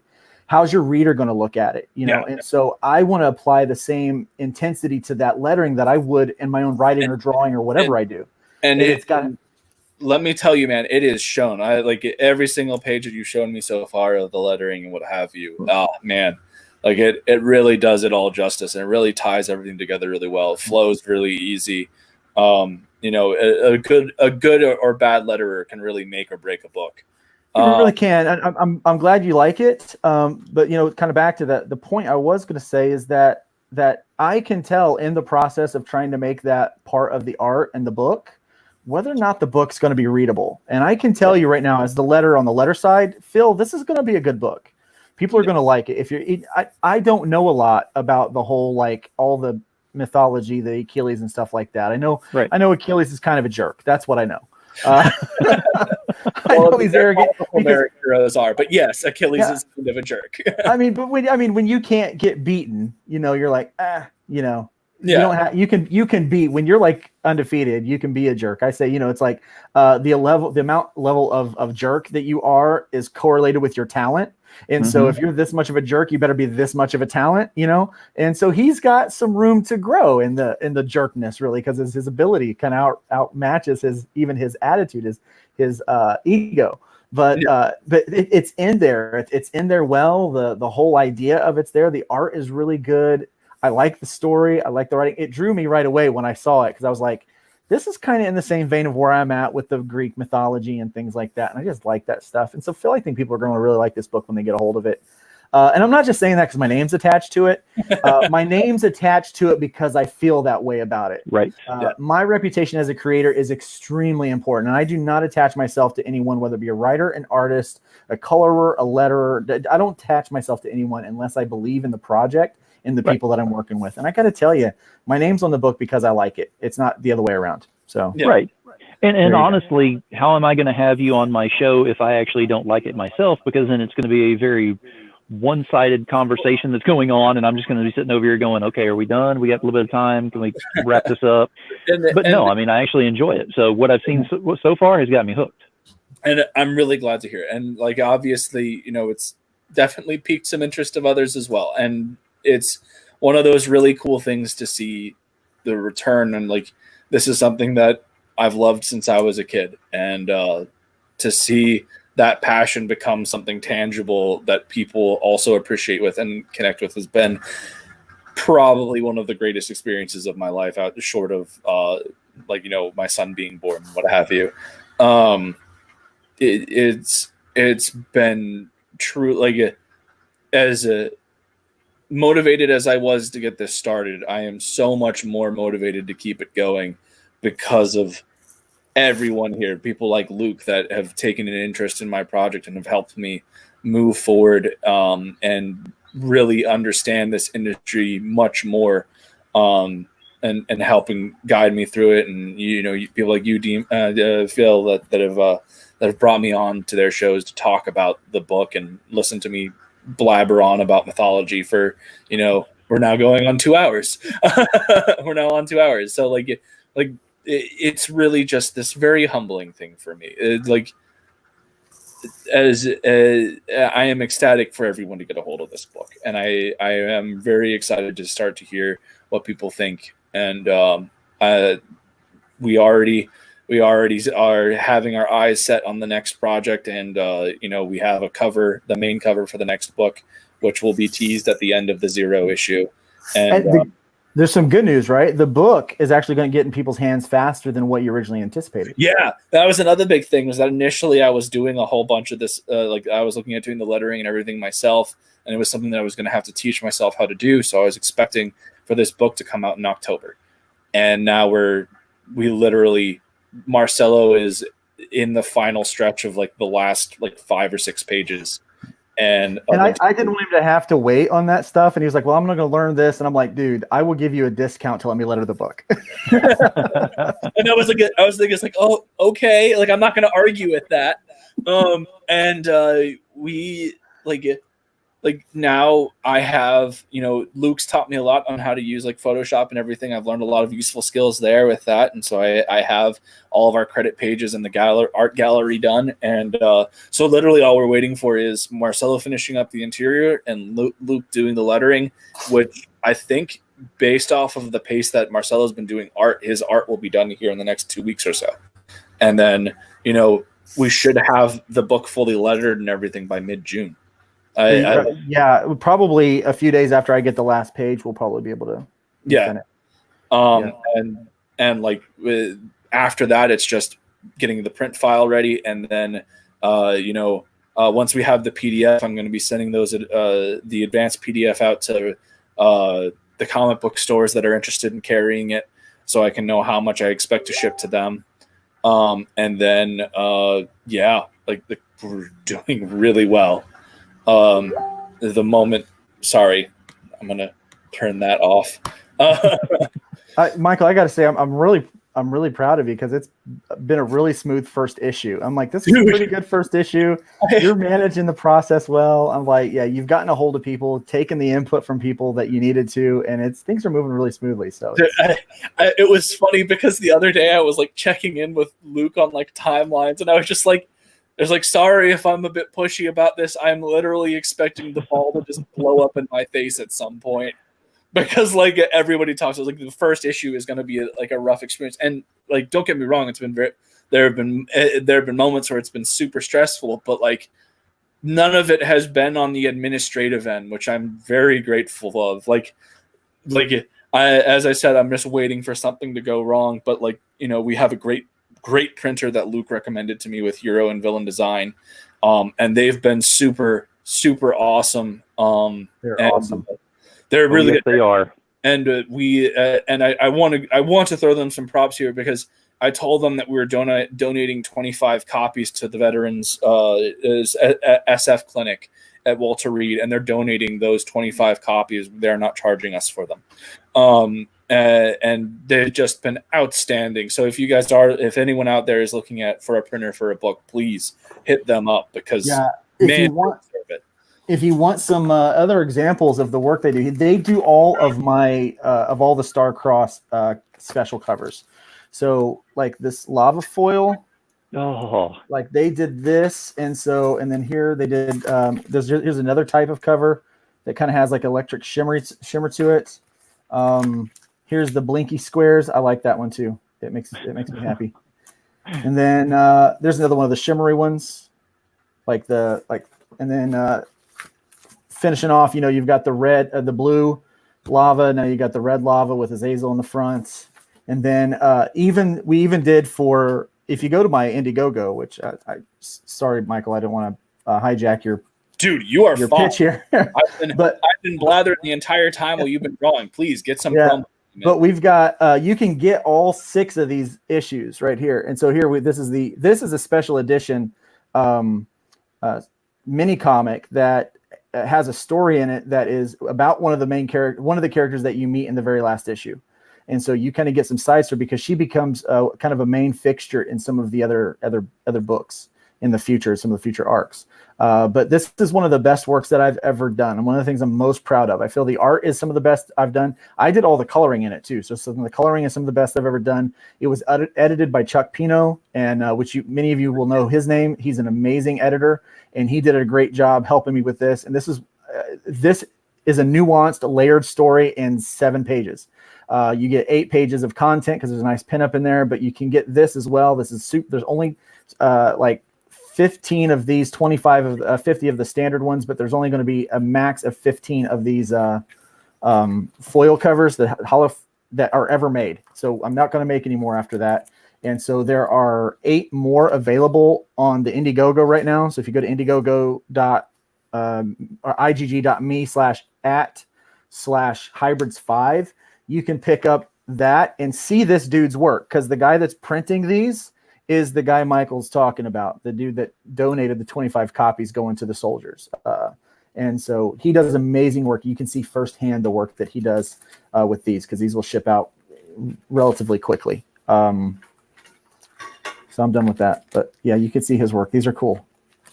I'll show I didn't have it to get the foils, unfortunately, because those are pretty. Yeah, those are it's shiny. Expensive. These are very expensive. Yeah, but they're worth it. I mean, what you're charging on there is definitely worth what you're getting.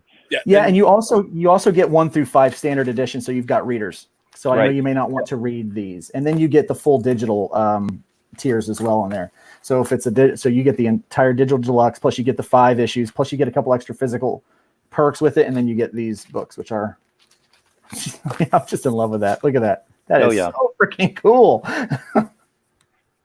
You did your post and you had them laid out and you showed the picture with that on there. And I was that was before you even came on here today. And I was looking at it going, wow, that is actually very cool looking. And then of course you're showing them to me now and I'm going, man, your post doesn't do anything for those. No, it doesn't. And so here's the thing. Elysian Fields is going to have a similar cover, right? So it's like the nice special. So when you get this thing, not only is it going to have a great interior, it's going to have a killer cover too. So I mean, you know what? I goofed up because I actually do have my my sample cover down here. Is this it right here? Oh, it's not. If you guys give me 2 seconds to disappear, go find that thing. Yeah, absolutely.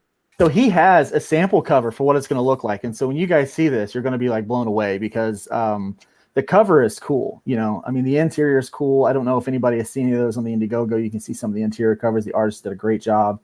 I will say the letterist is doing a great job as well. I really feel like he rounds out the book and makes the, just kind of puts the cherry on the top of that sundae. But what was the letterist's name again? I forgot. What was his name? I don't know. Someone unimportant. Loan or something like that. Something. All right. So here I have the sample cover. I had a few different sample covers printed, and then I asked everybody which one they thought that was the best, and we went for the Magma. And I think you'll see why here in a second. Oh, so cool! Wow. Yeah. See, that's this is what you'll be getting. Yeah, that's the same that we got on the. I got 2 covers with the Magma. I got the Lava and the Magma. Man, the Magma I just think is for that cover just really pops. Yeah, no, like it's just like you can't argue with it. It's just so pretty. Yeah. So that's the one. That's the one I'll be getting. That's the deluxe. That's the cover and everything. That's every single physical tier of the book will be getting that cover. Nice. And they will be as a thank you for helping us with this first issue and getting it off the ground and what have you. Everyone is getting this, and this book is only going to be this version of the book will only be printed for the people for this campaign and the stores that purchase it. We will be selling 0 issues later, but it will not include the art gallery, and they'll be standard floppies. This is a special thank you for every single person that has helped us with this campaign and getting us moving, because without you, we didn't have a product. And as a dedication for being people that were there with us from the beginning, this is your reward. You're getting the pages are going to be glossed. The cover speaks for itself, and you see Marcelo's art, and then on top of that, you get like a solid 6-page art gallery of Marcelo's concept art that shows it going from pencils to inks to colors. Now, how many total pages? So it's 24 pages of story, right? Yeah, I believe. And also 6 pages of art. Yes, and then the credit pages. I think everything comes out to 32 pages in general, plus the 4. Wow. Man, that is a great value too for what you're getting with a special cover with the extra pages in there. There's just and then for the deluxe backers, you get a print from Jim, and it looks awesome. I did get it, as I said, I did get a chance to look at what he's doing, and you guys are in for a treat. The moment that it's at a point where I feel like Jim would be okay with me sharing it, we'll post up the pencils and inks up on. Oh, absolutely. On our thing, and I'll make sure that I'll tag you in that. And then Phil, as I said, once we wrap up here, I do got a special sneak peek for you as a thank you for having me on here today. Absolutely. You have already contributed to the book, and you should be getting your secret perk here as well. Excellent. Hey, I've had a blast having y'all on here today. We've had a lot of fun with this. Luke, amazing job on the artwork there. I mean, that's above and beyond what I ever expected in just a draw, just a chat and draw, basically. I cannot express how freaking awesome your work on that, Luke. That was so cool. And you hit it out of the park. Like, honestly, your artwork does a great tribute to Marcelo's as well. For what he did for his initial design. So thank you so much. Appreciate it. Yeah, it was fun to draw it. So now I'm going to go ahead and kind of go around here. We're going to give last audible shout outs if you want to on here, and I'll have the links attached to as well on both the YouTube, and then I'll attach them on the Facebook afterwards. But we'll go ahead and start with you, Michael. Let me go ahead and give you full screen if you'll tell us who you are, where to find you, and what you're doing. Hey, how's it going? Well, you already know who I am. My name is Michael Oden. I'm the creator writer of Elysian Fields. You've heard me, ramble about mythology for around 2 hours now, and we are at Indiegogo for Elysian Fields. We also have our Twitter, which is Elysian Fields _0, and we will have a 9 Realms publishing Facebook up here within the next month or so. And then. I'm going to hand it over to Luke. All right. So, Luke, if you'll go ahead and let us know, same thing. Yeah, you can find me at lukestonestudios.com. From there, you can find me on all the major platforms for social media. You can also go to starcrosscomics.com, see some of the great works that we're doing over there. You can also get some copies of some books and things while you are there. There's a lot of great creators over there that we work with. And again, I don't attach myself to people unless they are definitely worth that piece of my reputation. So definitely check that out. And if you could, please go to https://igg.me/@/hybrids5 and check out the hybrids 1 through 5 first complete arc. I've got several things up there that you can check out, and I've only got I think 15 days left on that, and I need probably about another $50 or so to get us over the mark so I could go into in demand. So I definitely appreciate your help on that. Thank you. All right, you just heard he only needs like $50 on there. You just go ahead and grab his pack for $100, and you get the real cool, shiny, pretty, amazing looking stuff that I'm going to be very jealous about. But we're going to see you post up whenever you get that online, because we need to see all this and be able to partake in that as well.